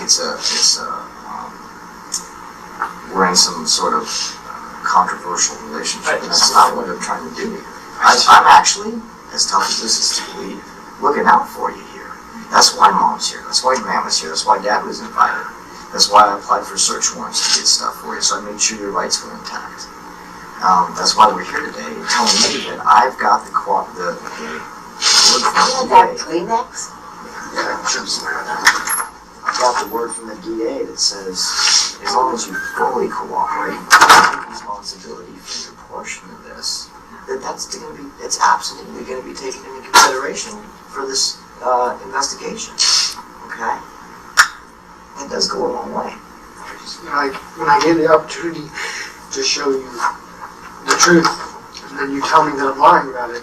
Well, that's because you're telling me something that's 180 degrees from what I know to be true from other angles. So then, how far do you know, apparently, that I... Well, I'm not going to say that. Hold on. Stop. Eric is very smart. And he has a huge chip on his shoulder. I'm sure he's met it many times. He will engage in any combative conversation that you ask him to engage in, and he will only engage in it combatively. I know, I love your smug look, it's awesome. But,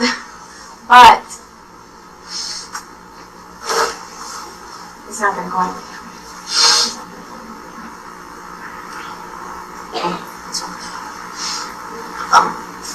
I'm not here to try to, browbeat him into confessing No, I don't something think that so. he's not done here.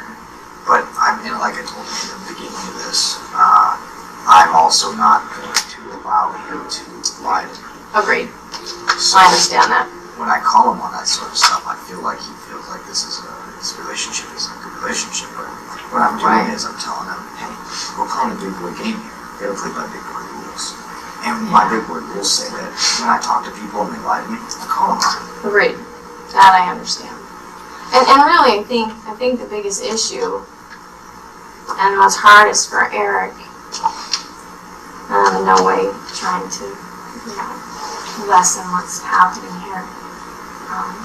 There's this constant argument about what's the facts, what's not the facts, what's the facts, what's not the facts. So I'm just having a really hard time understanding is that the facts that you have, he thinks that gives you carte blanche to tell the story you want, and so his story's automatically irrelevant, and that's what he's having a hard time with. So how do I explain to him that that's not the case? But I know, that's Just the attitude that's being shown to me. oh is honey, what they have implies every that right me. to be grouchy. No, I'm not saying that. I'm not saying grouchy. I'm just saying the attitude where, like, it's not a bad thing. It's just when I just noticed it. You're probably not used to having that type of attitude. I am pretty adaptive. Yeah, I would say he's had those. It's Okay, so now so testosterone aside, okay, or whatever you want to call it, I'm right and you're wrong and all that crap, okay. So if we have all the puzzle pieces, or say we got most of them, then he's put the puzzle together the way he thinks it happened, and so you have to take the same puzzle pieces and put it together the way you believe it happened. Does that make sense? Okay. Here's another thing. He expects you to put the puzzle together for him, right? He doesn't expect you to have every tiny detail perfect. Because eyewitness testimony is one of the most unreliable things on the planet. But he expects that the big picture is going to look right. Very correct. Does that make sense? And then sometimes when you say something that, like the detail about Andrew not being present at the gas station, I'm going to point that out, and then you correct it, and then we'll go back to be on the same page again. That's going to happen. His job is not to persecute you. His job is to figure out what the hell happened. And what really happened to this kid. And once you see that they have most of the puzzle pieces, Yeah. it just makes sense to just kind of, it's already going to happen. So You're right. put your Fine. table so they can put things in. Fair enough. We'll take your. It's like you Let's said. take your logic. No, let's do it. I got it. So here's their puzzle, and they said, "You're the bad guy. You did everything wrong. Everybody else are angels, and they're out ringing a red bell for Salvation Army right now." Okay. So you're the only bad guy. So if that's true, if their puzzle is the only puzzle that counts, then you have one of two options.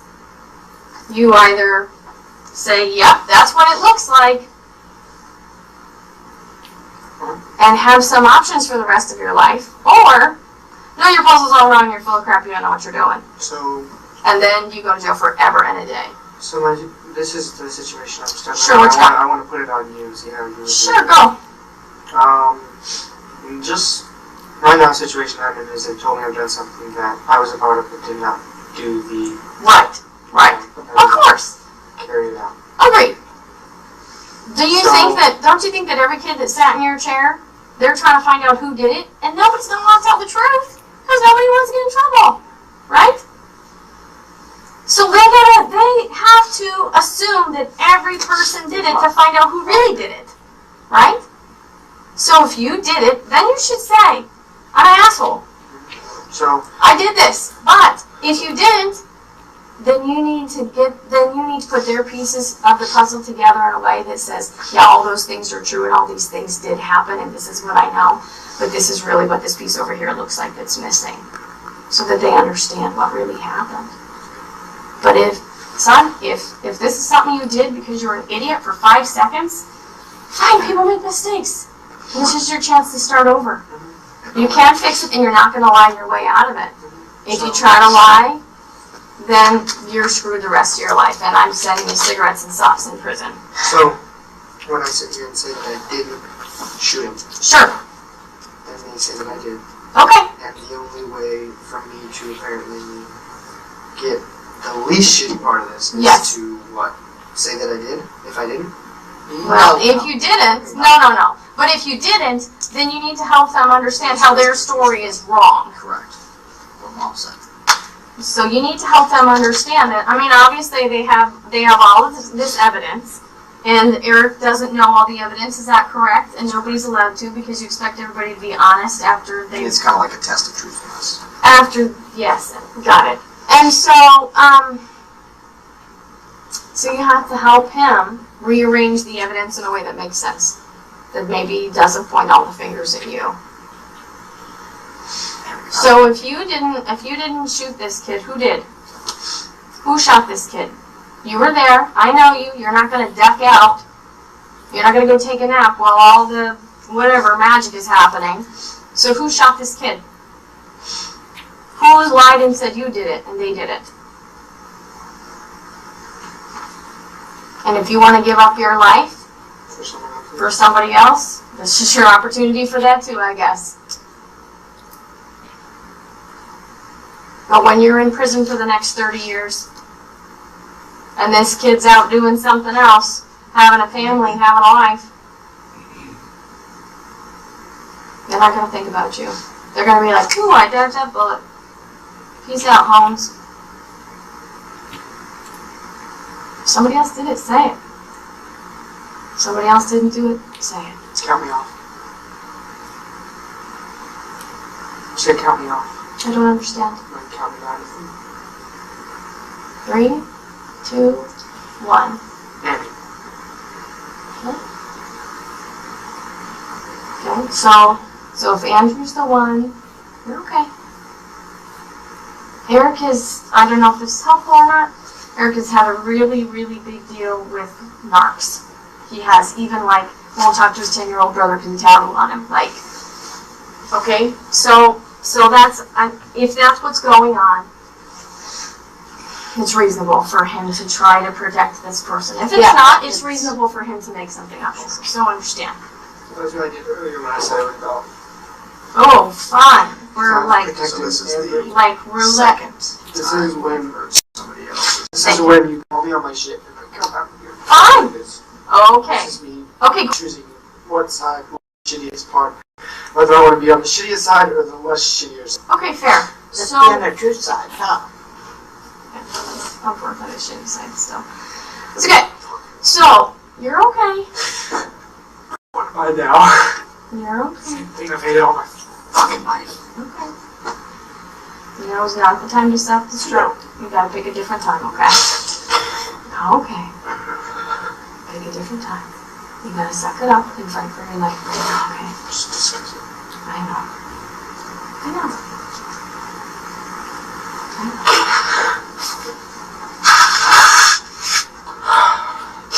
I have a question. Go for it. Anything. So, is who's a better friend to you, Dom or Andrew? Well, why would you throw Dom easily under the bus to protect Andrew? Because they were my family, which I told you guys that earlier. Okay, and Dom is that what's his face's brother? Damien's brother? No, that's not. Devin's brother. That was, no, Damien is Dev's brother.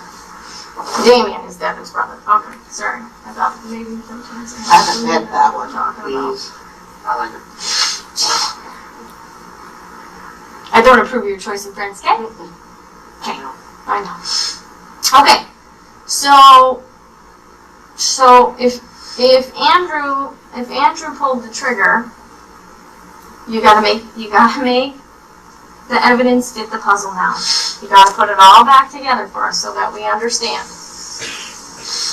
More for it isn't understood. That I don't know. I wish I had all the answers. Yeah, I can help you on that. Okay. So, at the beginning, you put all of this on Dom. You said it was Dom's idea. It was. You said that you gave Dom the gun that was used to pistol whip David almost to death. Okay.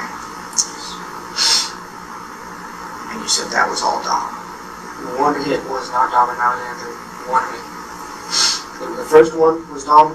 And the first thing David said, he just started crying and started asking him to stop. And then Andrew came in with the second one, and then Dom just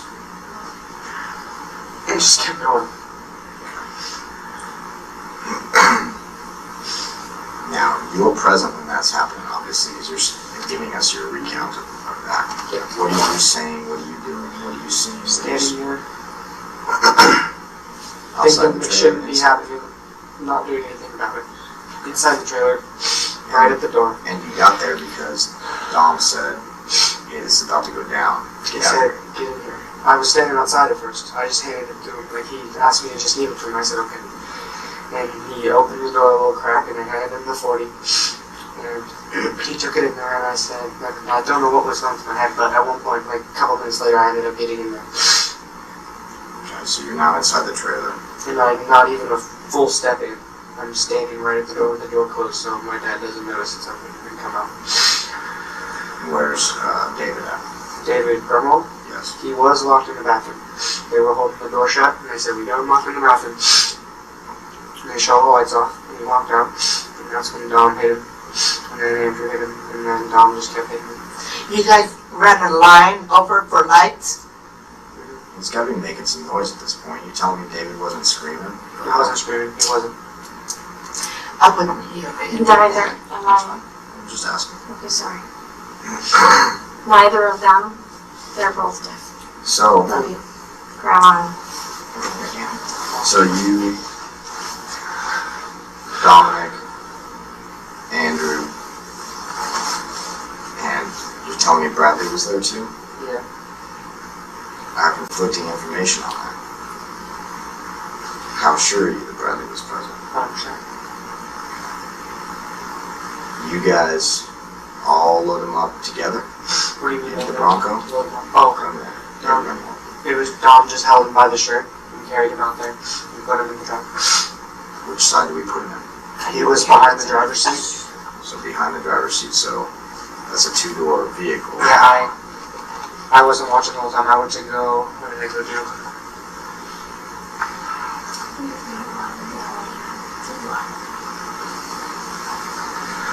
At one point I wasn't present while they were putting him in there, I know that for sure. And then I came back and he was in there and they said get in and I sat in the front seat. And I was in the passenger seat. So you're in the passenger seat, Dom's in the driver's seat, then who else is, where is everybody else? Brad's in the middle, right next to, so here's the back seat. David, Brad, Andrew, me, Dom, here's the driver's seat. Alright, and then what? And then it takes like 5 minutes for us to find out which key to start the car. And Dom asks him, he says, which key is it? And then he says, it's the stubby one, and I couldn't find it. I couldn't even see it, I didn't see it at all. And then he handed the keys to David, and David picked the one out and handed it. The key was bloody. I don't remember what happened to the keys, if the keys were in there or not. I don't know if it was in there when it got back. But, and then we backed out and took off. Where'd you go? We went, So, you know when you're passing the church, going up, you're off, and here's SD. You're going that way towards the church, and it's that subdivision on the left. We drove through there, through the neighborhood, popped out the tsunami center. They're like, which way should we go? And I said, right. And then we took a right. And then we drove, and then we said left. And then we went to the view. So you're giving them the driving directions. I'm just picking directions. Normally, we fuck with spiritual, higher power stuff. So if everything happens for a reason, that's how I see it. So, and when I have a feeling about something, I go with it. And normally it turns out to be test it out. So I was just spitting out directions. And then they're like, I think a pizza good idea, and I was like, why not? So we just drove around looking for a place to go, and he was saying, just take me to Grunwald. He was saying, take me to, because at this point he was unconscious for a good minute, and then at the end he was kind of coming back to reality, and then he was like, just take me to my girlfriend's dad, Mr. Kelky or something. And then they said, we're taking you to Nurse Joyce to get you fixed up and all stitched up. Who's Nurse Joyce?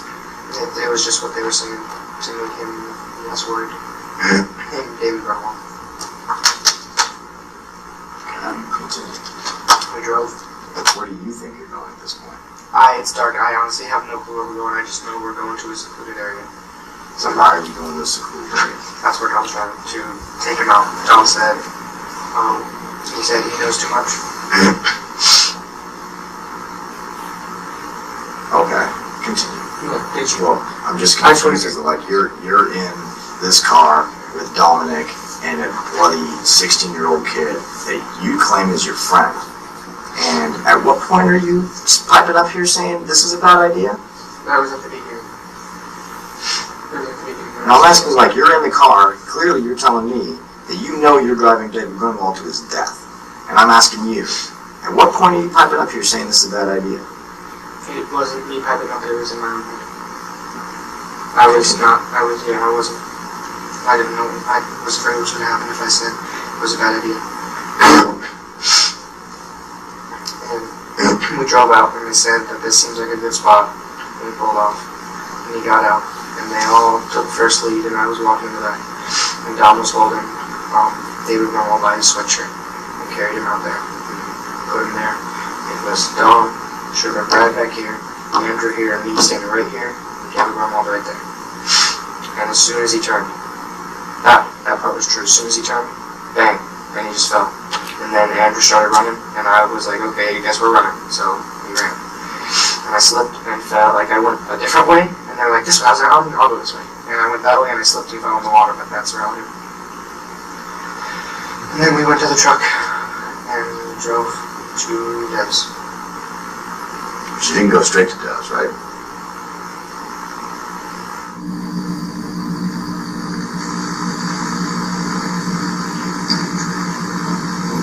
Pretty sure we went straight to Deb's. Okay. Almost positive. Hold on.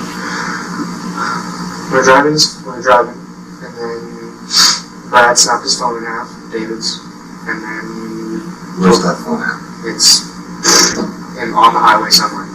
It was thrown out the window. Down through the window when he was driving. And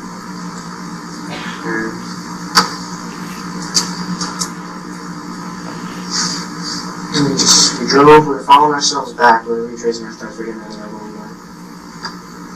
And then Dom turned his phone on. And Andrew was like, that was dumb as fuck. Why? Because he didn't want Andrew to sketch about, sketch as in the word, about the phone SIM card. Because when you turn the phone on, SIM card activates and then it pings to the towers nearby and you can locate where it was, where it was at, kind of generally based on that. And Andrew did that. So he took it from him and turned it off. He took Dom's phone and turned it off. Took it from him. And then we were just driving. And I want to say we went straight to Deb's. You said that like you thought that I didn't, but... Yeah, your tablet wasn't... Your tablet, Dominic's phone, those things, they travel up the road. You guys went up there at some point, it's right by where the gas station is, where you guys got. Oh yeah, that's towards Dad's house. Okay. Dev lives off Johnson, that's actually down the park slope. Lives on the Knik River off Johnson. Oh, did it look like kind of like you pulled off on the side of the road? Because that was probably to go get gas. That was probably when we were getting the gas, unless it was the time necessary, the timeline necessary before that. But that's as far as I know. As far as I know, we went to Dad's house right after that. We probably drove around. We drove around for a little bit. We didn't go like it wasn't the goal to go to his house right afterwards. We were just driving. Like, what are we gonna do with the truck? You know. And somebody's calling Dev. I think it was Dominic calling Dev. Probably, yeah. Yeah. I don't know what was said. There you go. I do. But it is what it is. Probably this just happened. What do we do? Something like that. Getting better?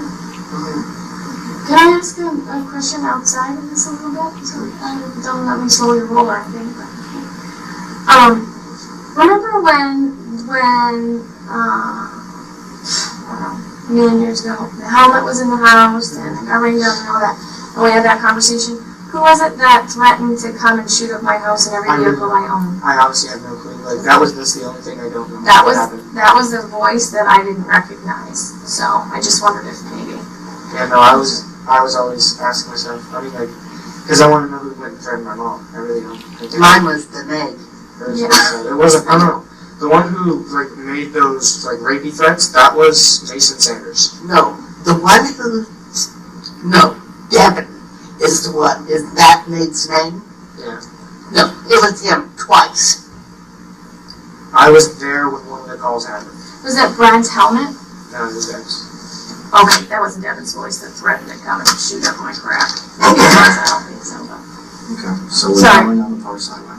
We're going to Devin's house. So we're dealing with some things. Tell me about what happened when you get there. It was Dad's house. And I just kind of tell him, you know, what happened. He's like, you guys are stupid as fuck. He's just crazy mad. And he said, and he pointed at me, he said, you're the dumbest one of them all. And I said, I know. And he said, why would he say that? because then he was last at my house. He said he was last at your house, so then it would be the standing would go right back to you. And I was like, yeah, I know. And then we got the gas cans and left. Gas cans from our house? No, Dad's house. Oh. I'm just going to push pause for just 1 second. Like I said at the beginning,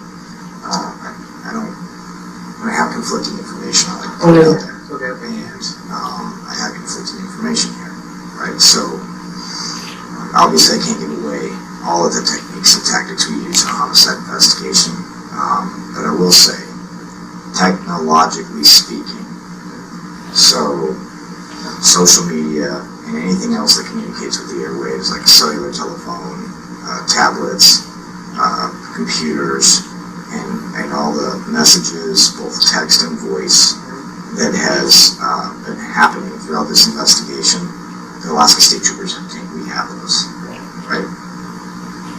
And what you were telling me now about what happens at Devin's house isn't lining up with what I've got in that respect. Okay, that's what I did.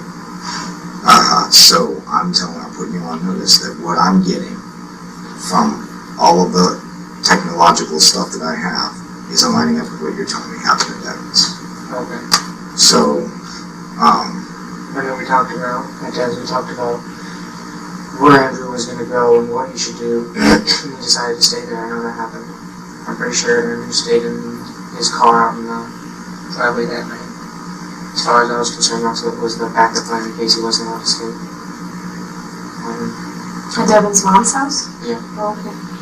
Because his stepdad Claude doesn't like people from home. so is it possible at all that Devin didn't know that Andrew was there?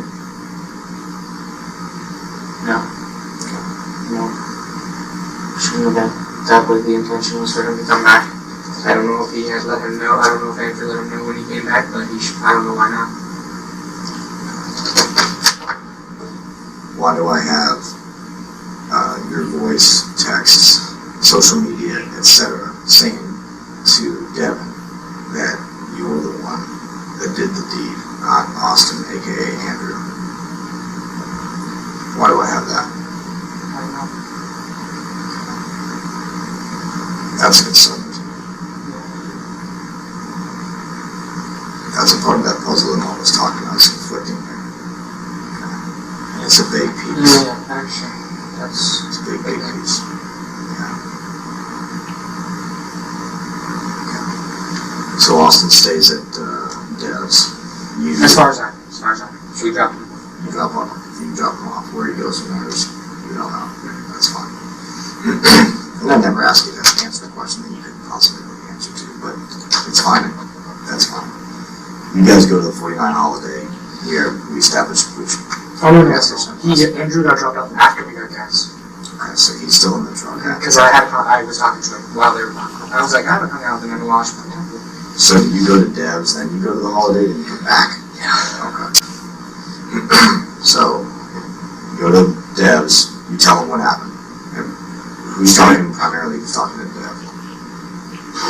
I don't know, but if there was anyone saying all this, it'd probably be Andrew. Because they're one of the closest. So Andrew and Dev are tight? Yeah. And you and Andrew are tight? Yeah. You and Dev are tight?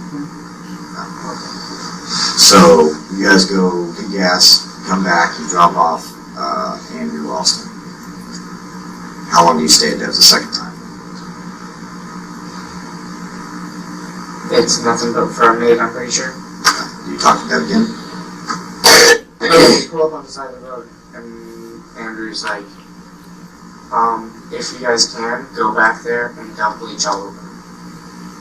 And I said, no, we're in his car. Going back there, that is dumb. So Andrew wants you to dump bleach on. Why?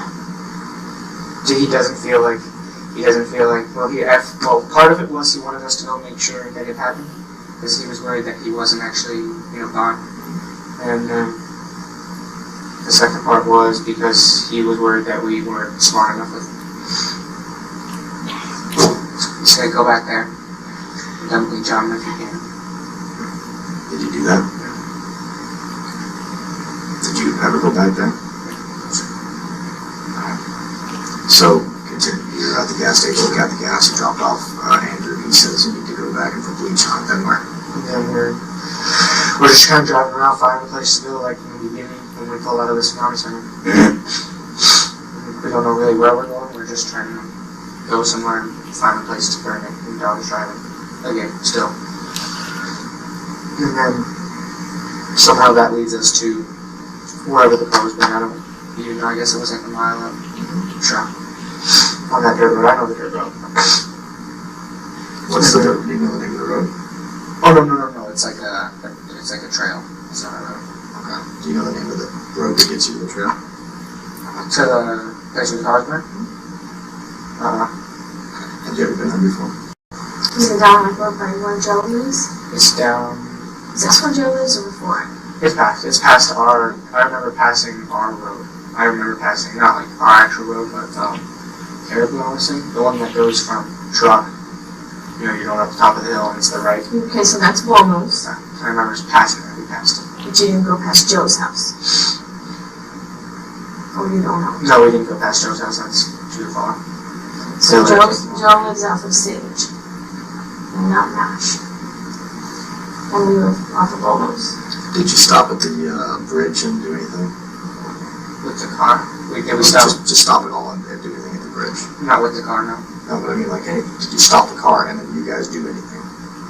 No. Did you smoke weed? Did you drink alcohol? Did you just hang out at the bridge at all? We went and burned the Bronco and we walked back and then we ended up at the bridge. And then Before you burned the Bronco, you went across the bridge? Yes, You didn't stop there with the Bronco? No, sir. Smoked dope? Nothing like that? Okay. So you just crossed the bridge, drove right straight through? Okay. And then you go up, get up on the trail. Tell me again how the whole burning takes place. Me and Brad dumped gasoline all over the inside.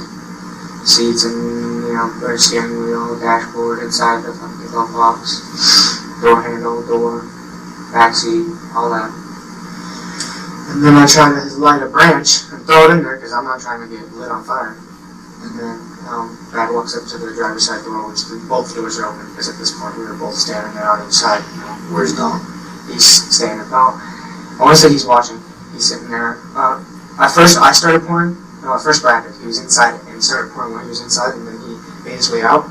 Don was like, hold up, I'm not done. And I forget what he was doing. And he wasn't done. Whatever he was doing, he wasn't done with it. He was getting change out of the fucking thing, I'm pretty sure. And then Brad got out and went around the other side, and then Dom backed up, and then he was just sitting there right on the other side, like the door's open, and he's sitting here between the hood and the door. And he's just sitting there, and Brad and I dumped gas all over the living room. Okay.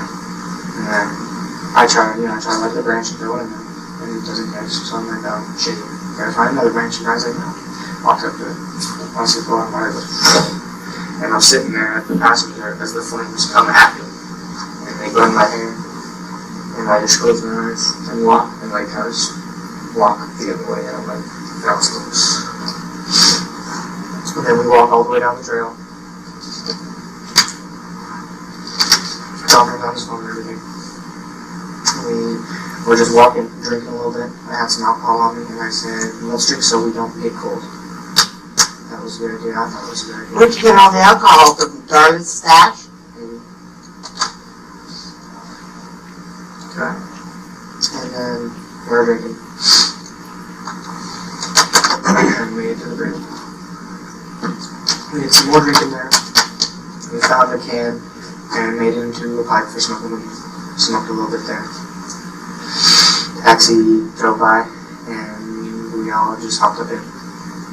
Lowered at the bridge, sitting there on the rocks, hanging out probably like 10 minutes. At one point, okay, so we got to the bridge and we walked over here to the left, and then called taxi from here, and then made it to the other side, and then we went south. So we went over here.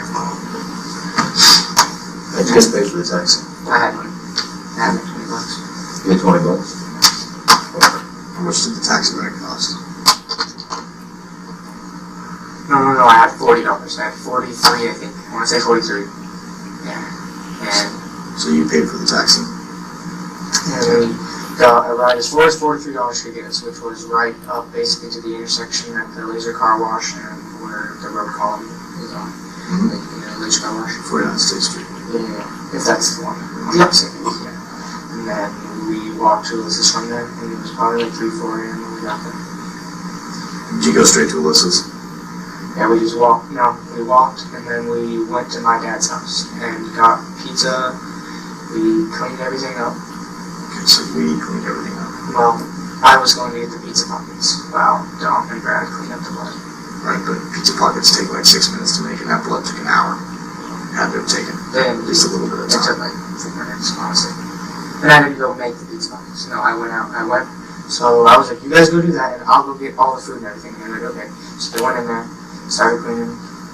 So Brad and Dom are cleaning up the blood in the trailer. And you're getting pizza pockets. And here's the trailer, and I walk over to the left and go in the garage. And I get the pizza pockets, put them on the ground, and I'm like, we need these two, what was it? Chimichangas. And I grabbed like 6 of them, exactly 6. I put them in this pocket, and I switched them. And then I grabbed 2 pizzas also. I put the 2 pizzas there, put the pizza box on top of it, close the freezer, put the alcohol bottles back on top of it, cool it, pick it up and walk out there, place it on the ground. And then I go to the side of the house and I unplug the extension cord, because we need one for warmth in the trailer. And then I followed it into the garage because it was plugged into a light, so I went and unplugged that. And then I walked up in after that I had everything kind of piled in a little pile, cord wrapped, and I wrapped up the cord sitting there while I was still outside. And then I put it over with the food, and I walked in the trailer. And then I saw they were pretty much done, and I just kind of hung around standing up, and then, because it's all in kind of like one little spot. Or from what we could see. And then we just dipped out, and I grabbed all the pizza and the boxes, and board, and we just walked away. The water not much time to give us as much. And got on in there, Brad went straight to sleep. And then me and Dom drank in the trailer. Where's the gun that was used to kill her? I want to say it's at his house. Where? Huh? Where? I want to say it was at Dev's house. Okay. Why do you want to say that? Because that's where I would think it was. I'm pretty sure it was given to Andrew when we talked about it. What kind of gun is It it? was a 9mm. It wasn't a Ruger. I'm not familiar with the company, but it wasn't a Beretta, it wasn't a Ruger. If you just start naming off companies, High Point. High Point, Remington, it was one I never heard of before. Springfield?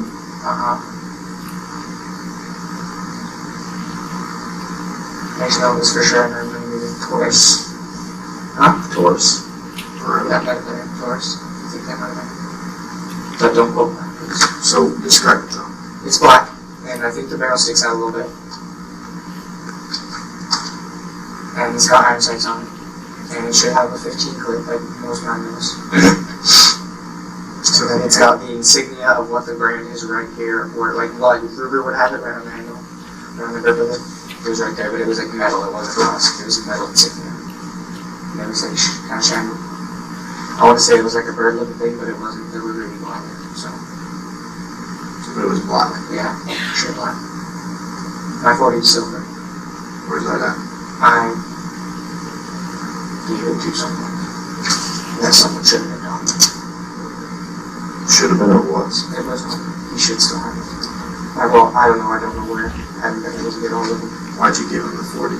Because there was a bunch of cops in the house. That was the night that my house was getting searched. And I was at my friend Claire's house. It was about that. So you had it with you when we went to Claire's, and then you handed it off to Dom because we had just searched your house.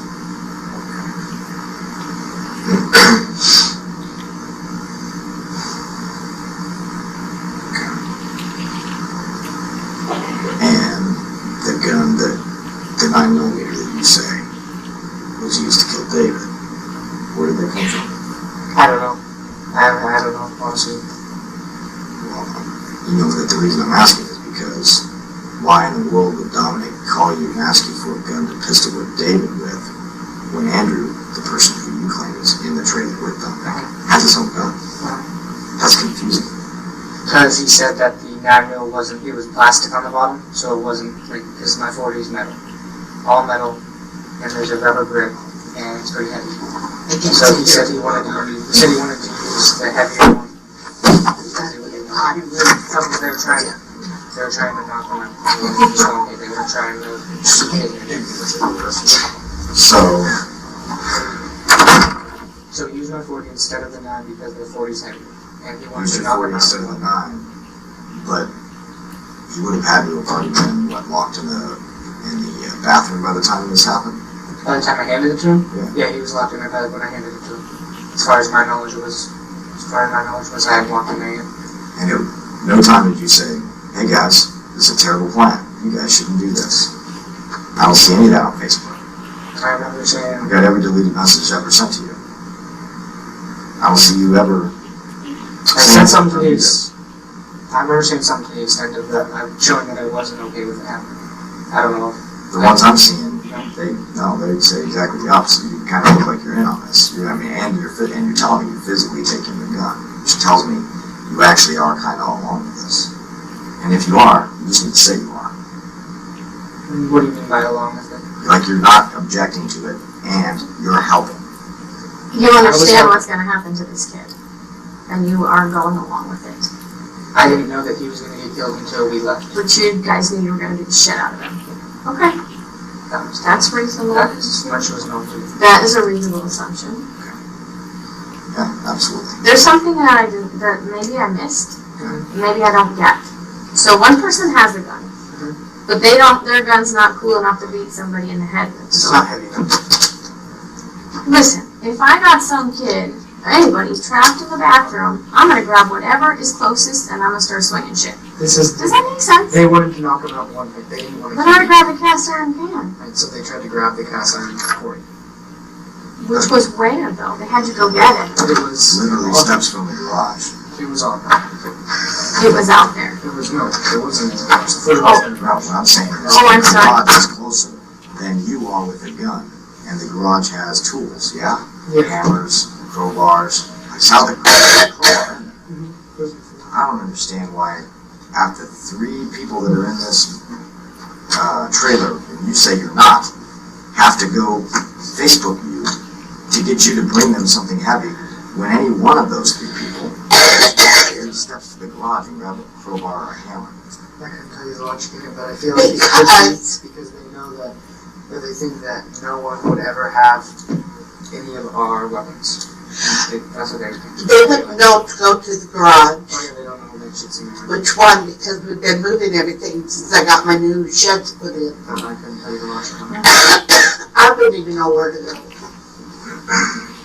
I get the logic of that. That I know my buddy who's in on this has a big gun on him. I'm gonna say, hey, bring that over. That part I get rather than rummaging through somebody's garage. But what I don't get is why don't I just grab something big and heavy that's right there? That's the part that doesn't make sense to me. Because I would just grab whatever. Because at that point your adrenaline's got to be pretty high. You're not really thinking things out. If you're gonna bash some kid in the head, you're gonna grab whatever's available. There's nothing available in the trailer though. Except for the gun they already have on. Huh? Except for the gun they already have on. That's true. These are the kind of questions that make their puzzle fit for them. You understand? Okay, great. I couldn't tell you the logic behind it. I don't think, maybe Andrew wasn't really down with it. Maybe that's why. Maybe he didn't want his tool to be caught up in something like that. But then, I don't know, maybe change his mind later because he definitely used it to shoot it. I don't know, I couldn't tell you. I know that raises a little bit of suspicion for you, and that sucks. Because I've been really trying to be honest as I can at this point. So then I'm going to fast forward just a little bit. Why then do you tell Deb that you threw the gun in the river?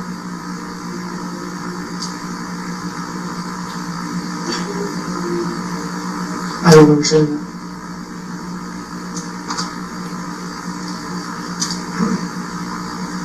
Because she's not the only one that told me that you threw the gun in the river. The gun's still out there somewhere. Someone still has it. Guaranteed. Guaranteed someone That's still a has piece it. of the puzzle that would really be helpful, which is probably why he's asked you 17 times where the gun is. Do you I understand? don't know where it's at. I know that it went home. It should have went home with Andrew. Okay, so you know Andrew. He's your buddy. Yeah. He's your homie. He's your whatever. He's my brother. He's your brother. Great. So, if you get it, you're a smart kid. Get into Andrew's head, and what would he have done with it? Like, help them get to where this gun is. If it isn't in the river, like everybody says, you're smarter than anybody I know. Him and I get along so well because our... Then fine. What would you have done with it? What would you have done with it? I would have kept it. Because you would have kept it. I would have kept it. You would have kept it because you think that you can outsmart people and you would have been able to hide it in a place no one would find it. Yeah. That's valid. That's what you think. That's what I Does would- Andrew have that same chip on his shoulder that you do? Is he that cocky? He would probably... He's pretty cocky. Just that cocky, but he would have been more smart. He Okay. would have, I feel like... If I were thinking it was going to be found, then I would take every little piece of part of it and throw it in different fucking parts of the state. I really would. Water and everything. But you didn't do that. No, sir. So why do they keep saying he threw it in the river? I mean, there's all these kids involved, and all these kids are gonna lie to try to stay out of trouble. Like, that's reasonable. So there's probably something more than just these kids are all saying the same thing. Because when people started getting questioned, you know, I mean, kids are gonna try to collaborate and come up with one clear story. That's just save your own ass. But, so there's probably a little more than everybody keeps saying this is happening. Do you know what I mean? Yeah, There's probably, I mean, if I had to guess, which all I'm doing is guessing, but And what I'm doing here is I'm throwing out information to see if whether or not your willingness to be truthful. Because honestly, I don't care if I'm in the river. What I'm checking to see is if the information that you're willing to give me about that specific event lines up with everything else that I've got. Okay. So when I ask you if the gun went in the river, it's one of those things. Like maybe I already know the answer to this question, right? But in order for that gun to have gone in the river, you would have had to have known about it. Yeah, I didn't know about it going on.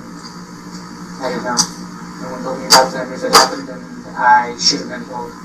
I feel like they would have told me if it happened. I feel like you were in the truck at the time, so you would have known without them telling you because you were present. No pistol ever got thrown out of the car when we had the truck.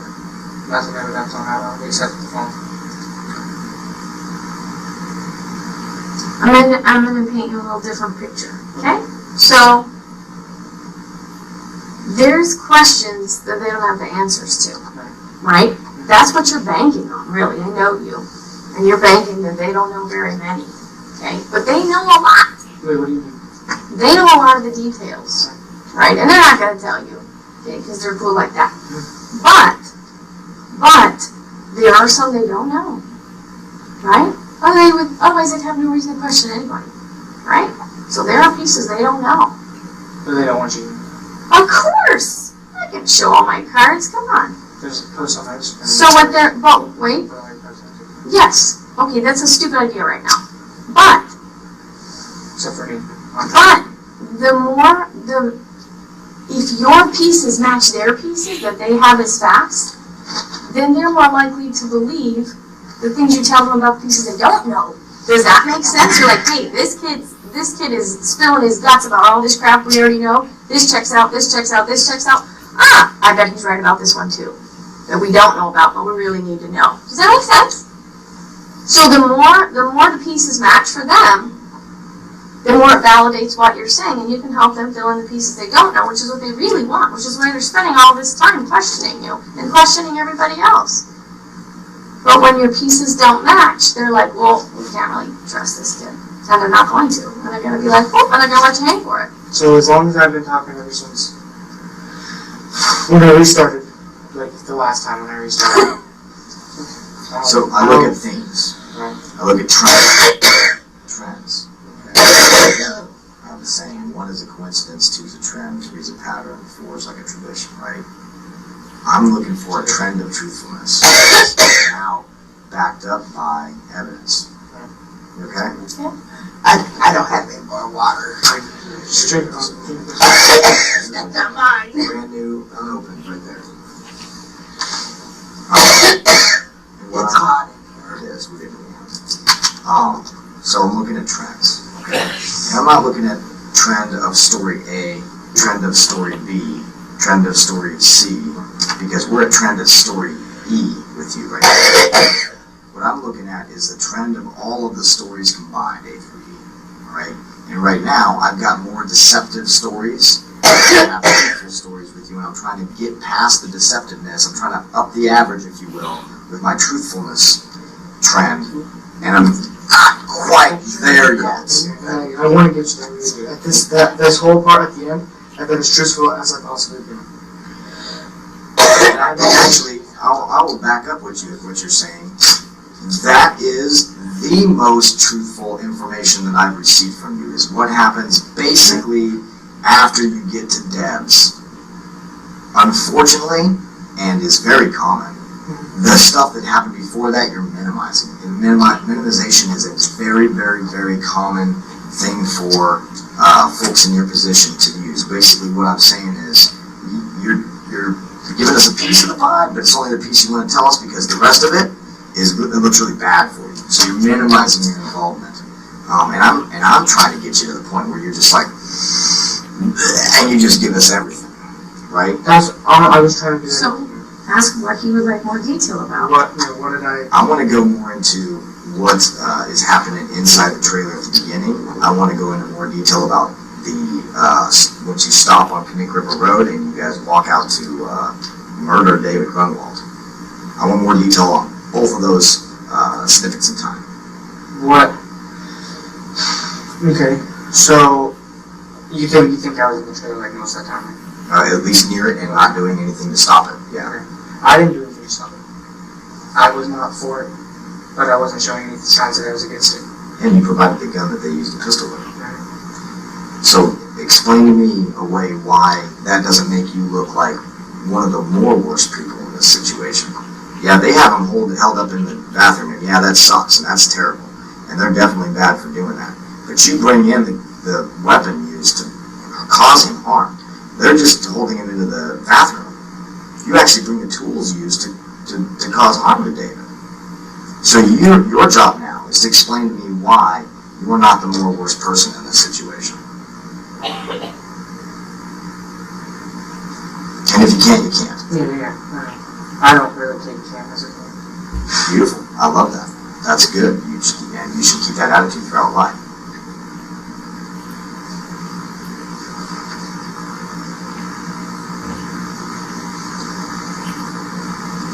So wait, what's the question? Sorry. My question is, that's okay. No, I understand. My question is this. How am I supposed to believe that you are not spearheading this entire operation by bringing this tool to the table, proverbially speaking?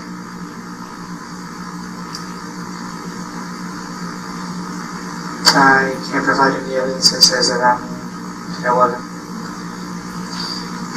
Can you explain? My thought process. That would be helpful. Sure, that's something, because that's something unique to you that they're not going to have the answer to. They don't have a picture of that, right? So go through that. I feel like whether or not I brought that up, it would have happened. That doesn't matter. But So what's going through your head, baby? I don't know. I just feel like when I say stuff, it's not really believe, and I don't like. Fine, then say it for what it is and puke it all out. That's what I was trying to do last time. But so the two things that you saw are the ones that those are the things that make you feel suspicious, right?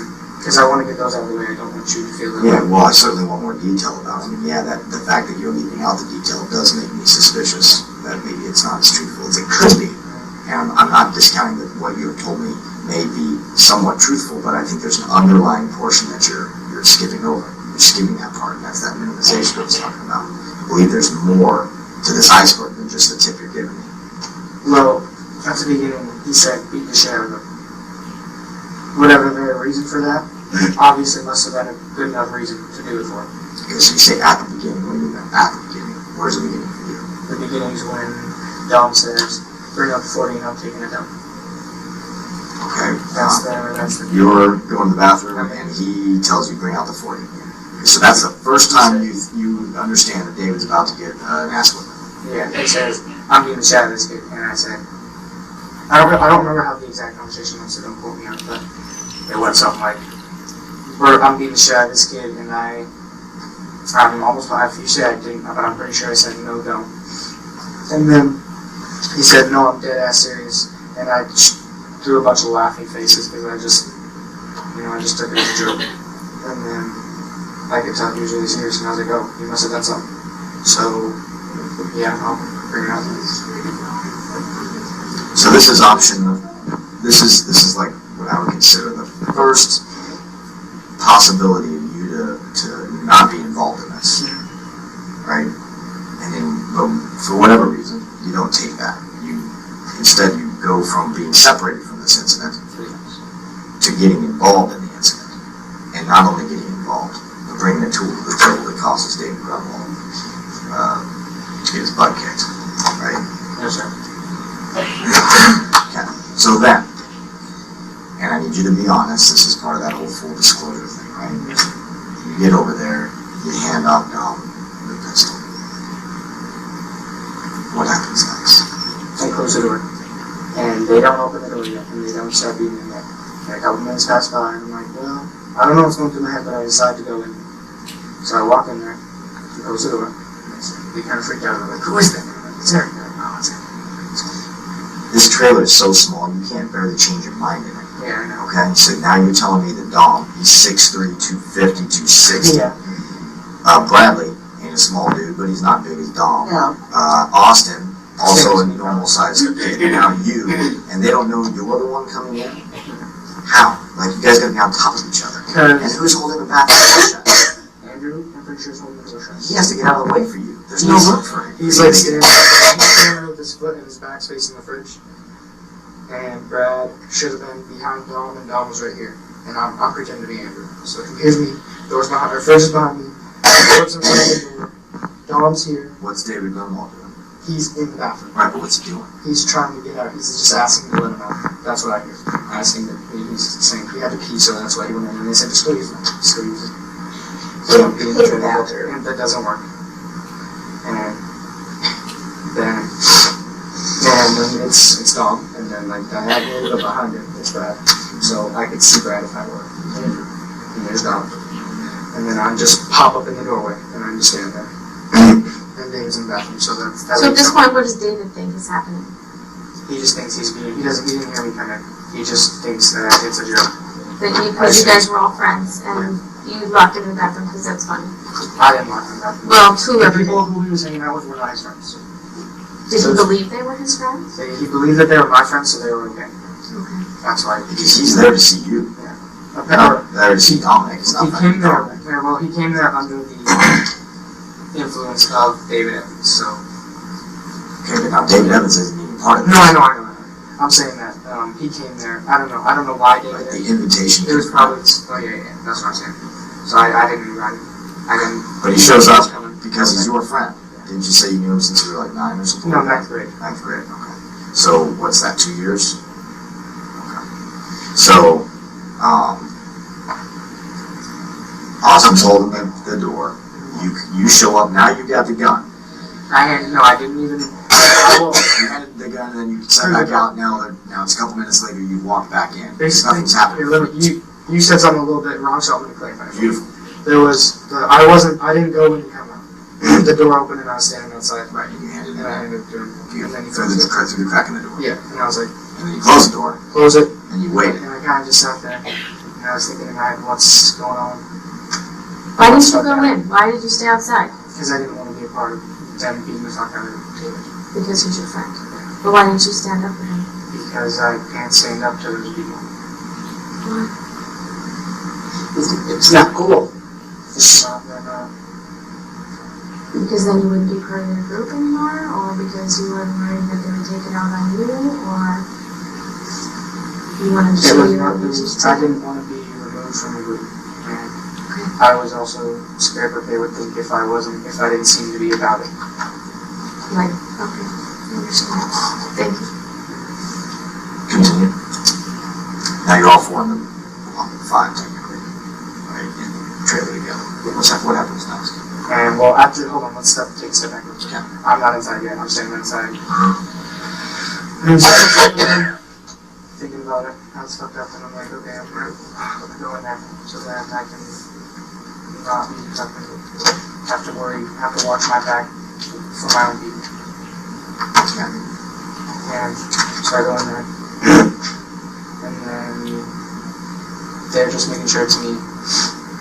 And I said, Andrew asked Donald if he's ready. He says, are you ready? He said, yep. And they open the door, and Andrew steps back, and I'm like right at the door. My back's almost up pressed against the door. So I'm standing right there, and Andrew just takes a step back, and he gets out. And Dom takes a second just to, get his accuracy on, because it's dark. It's like all the lights off and everything, so you can see. And he's straight. First thing he does, follow the ground. And then Andrew ducks down, and then Dom. And I remember 4 consecutive hits, really quick. And that's what I remember from the sounds. I remember him saying, asking to stop and crying. And then I remember Dom just keep going. Okay. What next? And I just remember we're in the car after that. I remember after that. It's a little bit blurry, but Let me ask you this. Why not just let it be with an aspirin? Why's it got to go to murder? he said that he knows too much. That's what he said. Their exact words. That's too much about what? His own ass whipping? Kids get their ass whipped every day. Bridge the gap for me between this kid getting, tuned up and why he needs to now be murdered. That's just what they said needed to happen. When did David know about what was going on? David Grunwald? People to know. Yeah, exactly. I don't know. Wait, what do you mean? Hold up. David knew something about something that was going on with this group of kids that was not acceptable or appropriate or legal. What did he know too much about? I don't know. I think they just. I interpreted it as he knows who did it, so then he would snitch. So then Ray shows Andrew who says he knows too much. I gotta interject for a second. So at that point, before you guys leave, they're like, he knows too much. That's when they decide that we gotta murder this guy and take him out, right? Because they said he knows too much. I'm just trying to get that straight from what you said. I don't remember if it was there in the car. But it was there at when you guys get in the car, at least then you're at the house, right? It makes sense that it would be Something like that. Right. before you get in the car, because why would you load in the car if you That's already have what, I guess that's what I'm coming to. Correct. Okay. So you guys make the decision right then and there, and then continue. I just want to clarify that for myself. And where in this interim, we'll use that, like the middle ground here between trailer and truck, where in there telling them, okay, this is over, he's had enough. Where's that at? What do you mean? Like, what? I'm I don't asking know you. Like, you shit beat out of him? Yeah. I think he was just believing me a lot, and they were like, okay. And then, originally, I'm pretty sure, well, I had interpreted, I was just planning that we were going to drive his Bronco around and drop him off in a fucking gravel pit while he's getting shit beat out, while he had the shit beat out. That's what I interpreted as we were leaving. But they said you knew too much. They said, Why I would want you to say have they that? said that before we left. Right, that's what I'm getting at. I'm sure they did say that before they left, before all of you left. But that's the gap I'm trying to bridge here is the fact that, like, you know, going into the truck in your driveway, before you ever put it in R to get out of the driveway, that this is going to end in murder. They just said you know too much. That's what I heard. I honestly was 100% on everything, 100% certain we were going to drop him off. And that's what I wanted to do, actually. Drop him off. Okay, so let's explore that theory. You know that they're going to drop him off in a gravel pit somewhere, hopefully, and somebody's going to find him. That's what I wanted to do. Sure, that's what you wanted to do. That was the Explain to me what your plan is to get back to the house. drive the Bronco. So he's going to drop David in the 5-degree weather in the middle of a gravel pit, It wasn't really thought through, but yeah. and you're going to drive his truck, now stolen by your crew and you, back to where? Your house? I don't know. I didn't know. It just all happened so quickly. There wasn't really a plan. It's the part of the story that I have a problem with. Yeah, I think there was a plan. Because there was a plan, and you actually were the navigator. You made the decision on where you were going and what you guys were going to do by saying, we're going to go right here, we're going to go left here, we're going out in view. So you ultimately had control of that situation in the sense that you could have ended up anywhere. You chose to go down where it was. You chose that was the place to stop. I gave 2 directions. I gave the right. That's not what you said before. No. No, it's not. Was not my intention. Well, why not? You know where the hospital is? Yeah, I do. Yeah. Why not just go to the hospital if you're going to drop him in a gravel pit somewhere? Let's go kick him out of his own truck at the hospital. Because I figured we'd all get trouble for it. But taking him out and murdering him, is it worse? I don't mean to sound like an a-hole here, but man, I'm grasping at straws, I'm trying to believe you aren't the worst of the 4 here. I really am. I agree. But I have you navigating to where he ends up getting murdered. You're not driving the car physically, but figuratively speaking, Probably. you appear to be driving the car. You appear to be a shot caller in this particular situation. 3 directions. It doesn't matter. You're given them. You give directions, whether it's 14 or 3. You give directions to where he ends up. And I'm trying to give you as much opportunity as I can here to not be the worst guy, but every time I come to something, it's like, man, you didn't take an opportunity to get out of this situation. Ever. You know? We didn't drive him to the hospital. We drove him to a very, very remote location. You didn't just stay in the truck. I know. Did I say that to you? No. Okay. But I'm telling you, there are opportunities here that you didn't take advantage of. Leads me to believe that you're a willing participant in the death of David Grunwald. And I'm asking you, I'm begging you, give me a reason why I shouldn't believe that. I wish I could. I was the reason we ended up in the view. I wasn't the reason why we ended up where we were was chosen by God.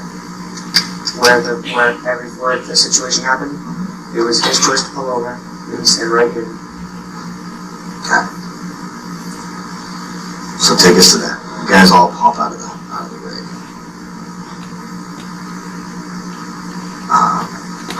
let you tell the story again because the last time it may have been different than this time, so go from there. We all got out, I'm gonna be more descriptive on it. We got out of the car, and everyone, I wanna say Andrew led us in the woods wherever this place was gonna be. We didn't know where it was gonna be. Okay. It was just gonna be found when it was found and determined where it was. And he said here. So we all just kind of stood around. But while we got out. What's everybody saying? What's everybody smelling? What's everybody doing? No one's saying much, except just at first David started to scream. He started to like get loud. Where did he scream? I want to just say he was being loud. No, stop. You were there. Yeah. What did he He scream? didn't scream. He was just starting to like raise the tone of his voice. What's he saying? I want to say he was saying to take us to Mr. McElpey's home. So would you say he's pleading with you? Yeah. Begging you? What does he look like? What kind of injuries does he have? He's got head injuries, obviously. What does he He's got look like? blood down his face. Which side of his face? I didn't really look at him. It was really dark outside. Could he walk on his own? He could walk on his It own. was kind of hard, but yeah, he could. Explain how it was hard. These are the details. He was like wobbling a little bit. Dominic had to hold him up. He was holding him by his sweatshirt. It was this side of him right here. And he was walking him through the woods over the trees and everything. So Dominic is escorting him by the right shoulder, but grabbing onto his sweatshirt. Yeah. And we just keep going and we walk over the trees and wherever Andrew said it was he said here. And then It's dark out there. Who's got the flashlight? no flashlight. As far as I can remember, there's no flashlight. Who's in what order do you go into the woods? I want to say Andrew, Brad, Dom, David, Dom and David are one, and then me behind them.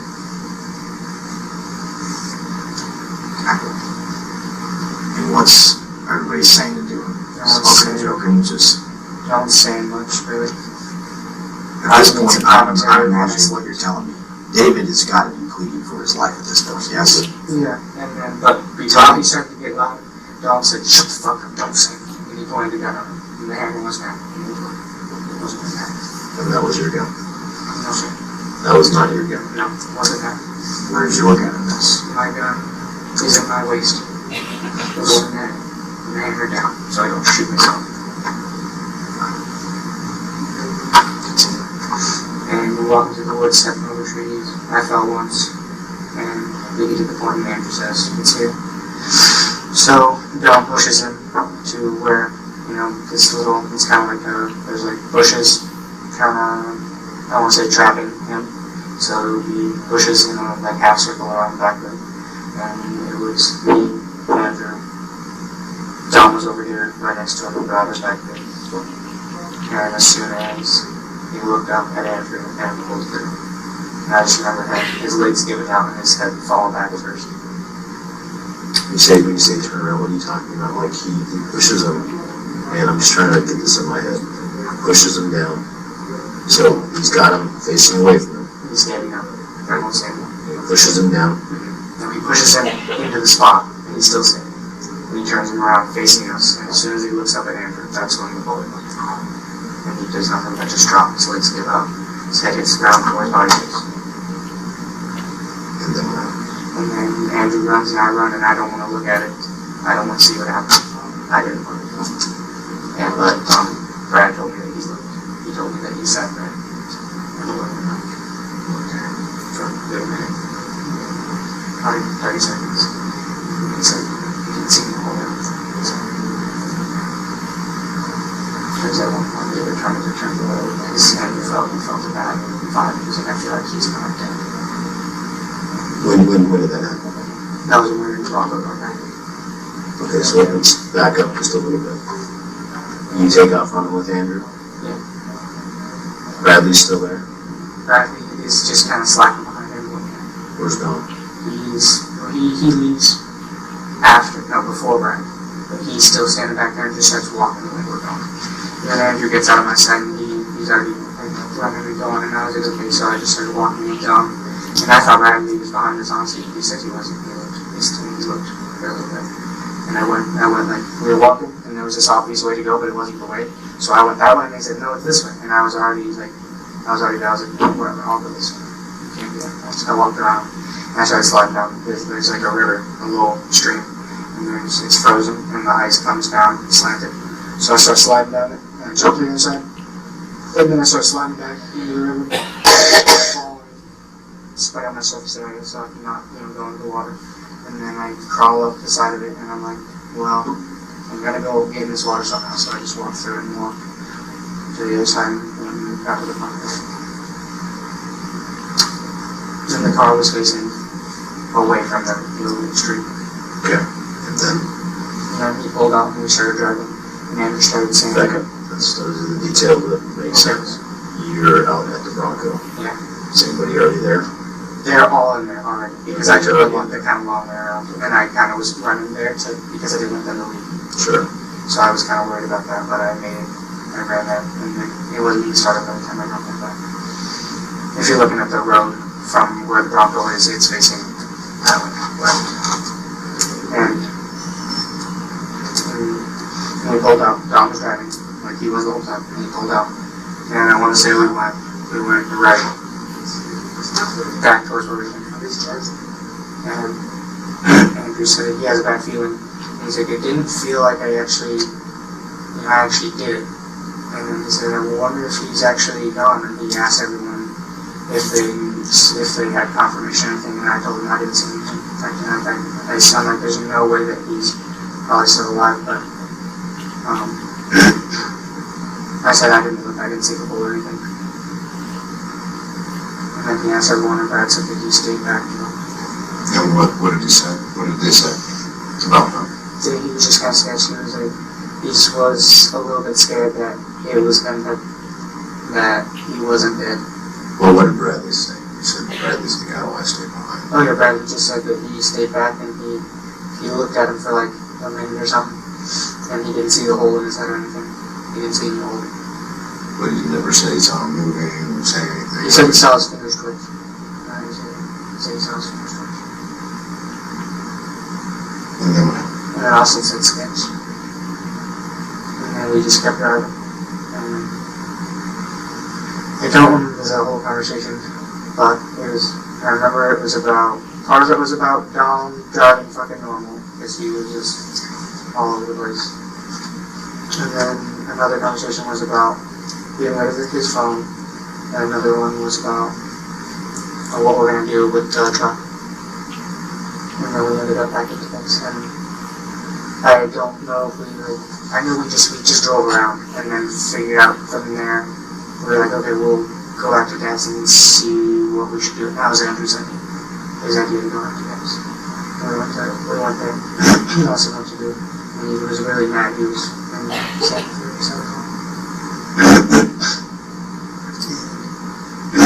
He said, give me all your straps so I can hold them here while you go, because he thought that he just didn't want the cops, to pull us over while we were burning up from the car and having guns on us. So he said it's probably a smart idea if you leave those here. So we left you with them and came back to the house. name the guns he left. It was a 40 caliber and a 9 mm.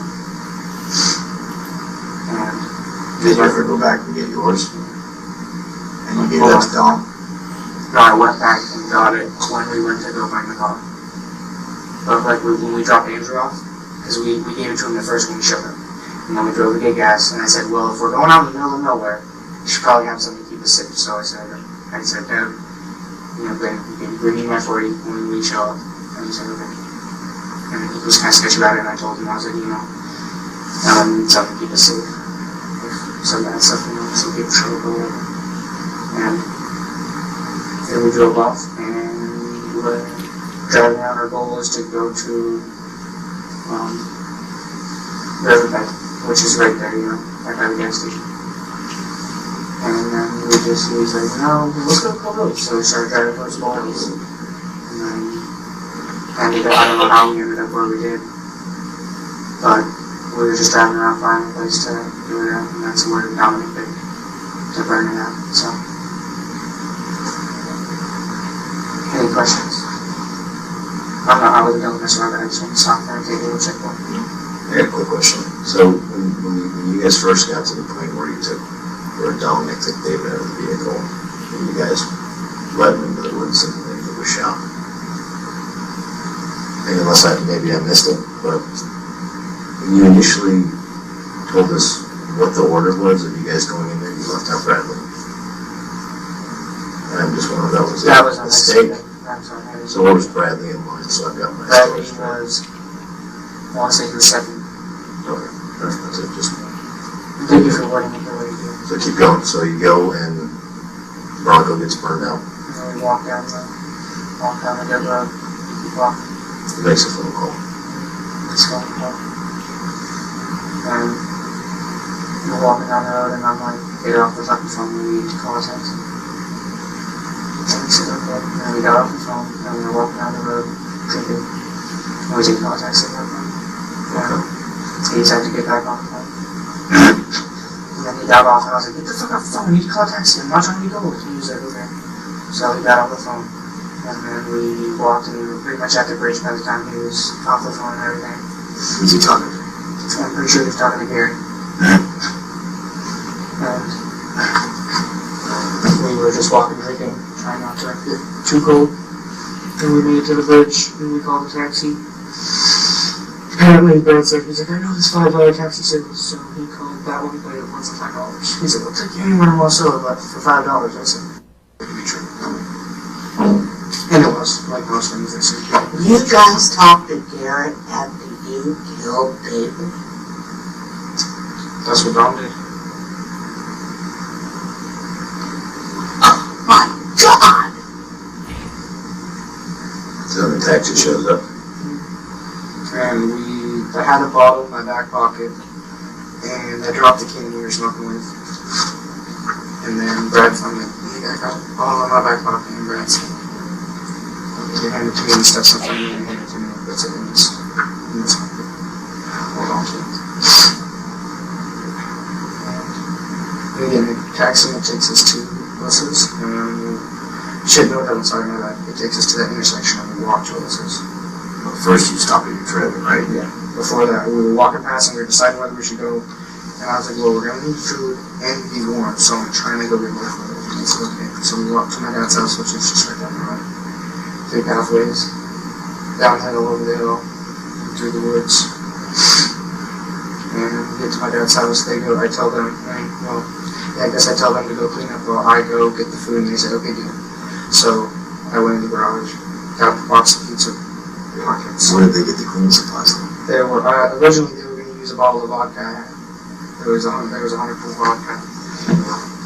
And then they were like, well, there's 409 in here. So I got back and they said there was 409 in here. I was like, because I asked if they used all the alcohol. Did you use all my vodka? And they were like, it was 409. And anyway, I went in the garage and got the pizza roll, pizza pockets. And I put the box on the ground. Grabbed 6.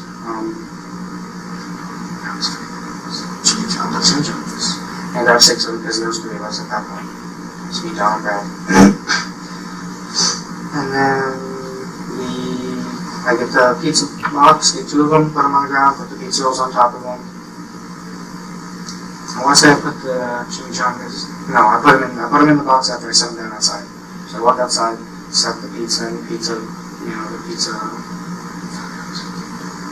pockets.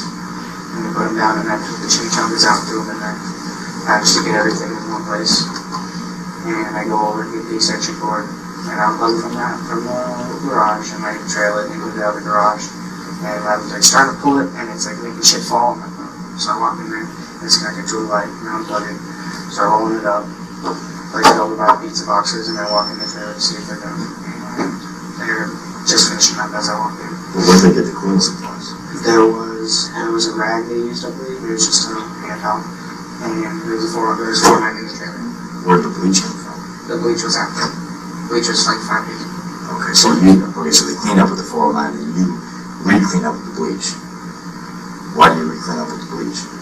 So I just thought it was a good idea. I didn't feel comfortable with it. There's a ton of spots, by the way. All of them did.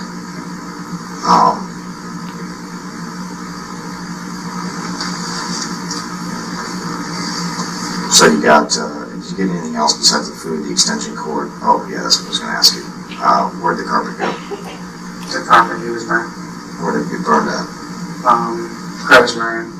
Where at Crevice Marine? That's the place I'm talking about, right? The big two hills between pathways, yeah, right in the middle. Okay. There should be Where like did that a get pile of burned? burnt shit that night. Oh wait, yeah, that night. Because Brad was complaining that he was cold and he was trying to go lay down and sleep. Okay, so you go from the trailer to Crevasse Moraine and then to Willis's? It's on the way. That's how I get there. I go through the Leslie's, through their house, or not their house, but through their property, through this vacation home's property, and then keep walking, and then into a cul-de-sac. Excuse me. And then I go down it, and then we burn it.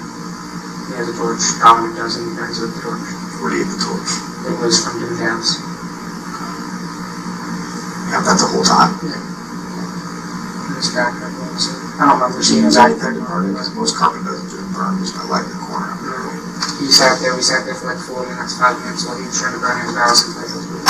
Did it burn? Yeah, eventually. There's a pile of burnt debris in the bottom. Did you go back and look at it since then? I walk home from school sometimes, so I noticed it walking home before it snowed. Okay. So if you come out on the Valley Pathways Road, the road that goes to school, from like the power line area where you pop out, you go left to the school, you go right up towards the highway, almost So down. I think here, How do you get to where that road is burned? I go through, okay, so here's my house, and there's power line trails that go through here. Yep. And I follow those, and then Leslie's house is right here, and I cut through like a corner of the yard, go behind the snow machines. There's a little rope, that's like a trespassing rope, whatever. Walk over it, go through this guy's house, you just, not through his house, but through his yard, and you just walk straight. I just walk straight through his yard. And then you keep walking straight into a cul-de-sac, and it kind of curves in the cul-de-sac with these caution cones, because there's a huge hole in the middle of it.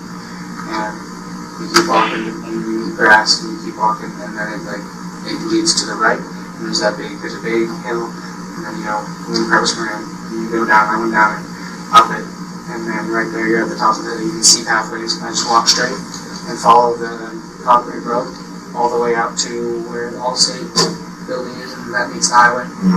But this is what happened, like, on the way. On the way there, we were, like, after we passed pathways and we were on the road walking, Brad got mad because we weren't being fast enough, so he threw all the pizza pockets on the ground. He threw the box pizza pockets on the ground, dropped the pizza, he was pissed. And I didn't realize that, but me and Dom followed eventually and got where he was at, and then found him, and I was like, what the fuck? And he was like, Tom said that he threw all the food on the ground. I was like, no way he did that. He was like, yeah, he threw all the food on the ground. I was like, what the fuck? I was like, okay. And then we stopped there and kind of like chill back on the rail and smoke some weed, smoke a couple bowls. And then we start walking again. Did you pick all the food up, or was it no good by then? It was still in the box. And we keep walking past Allstate. Then we take a left and you walk down the highway, and it's that first right after that. And then you go down her road and there's a stop sign, you take the right and you just follow it, and then I just recognized it. Well, I didn't know, honestly, I've never been there before. But Brad recognized your house, but I can recognize the house. Look at that map right now.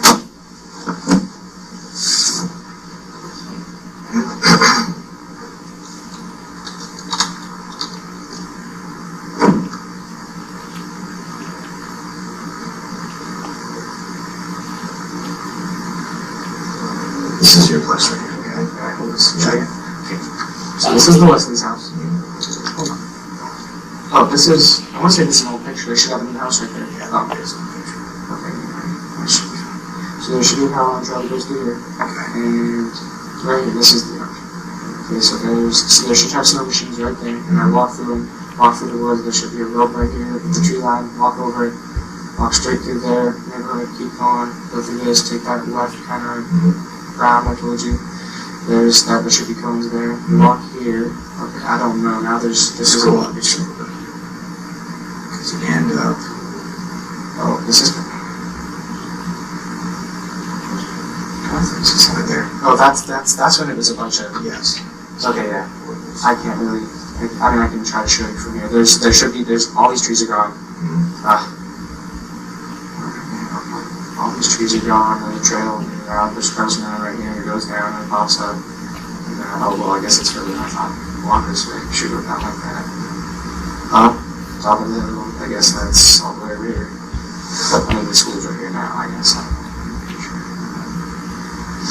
So it's over here in this region The then? school should be here right now, honestly. The Yeah, school should the be Lockmore land is clear, yes. So then I follow it out, and I walk this way, and this is the road. This is the road you pop out at. And I walk this way, go up here. Hold on. Okay, yeah. This is the one. That's the. And we walk up this way. This right exactly there is where Brad drops the food, and here's on this rails where we smoke. Lean down, and we pick it up, and we keep walking. We go walk. Come on. And I know where Alyssa lives, so you don't have to show me that. I know the road you take. Yeah, I take a lot to just go straight. Yeah. Okay. So did you answer where the rug is? Yeah. Oh, okay. It's just an old, it's just an old picture.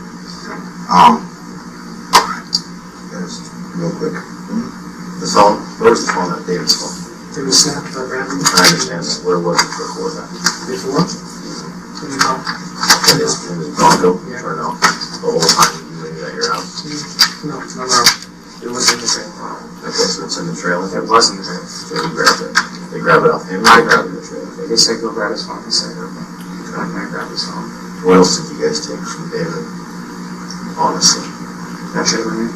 you didn't take anything else from David.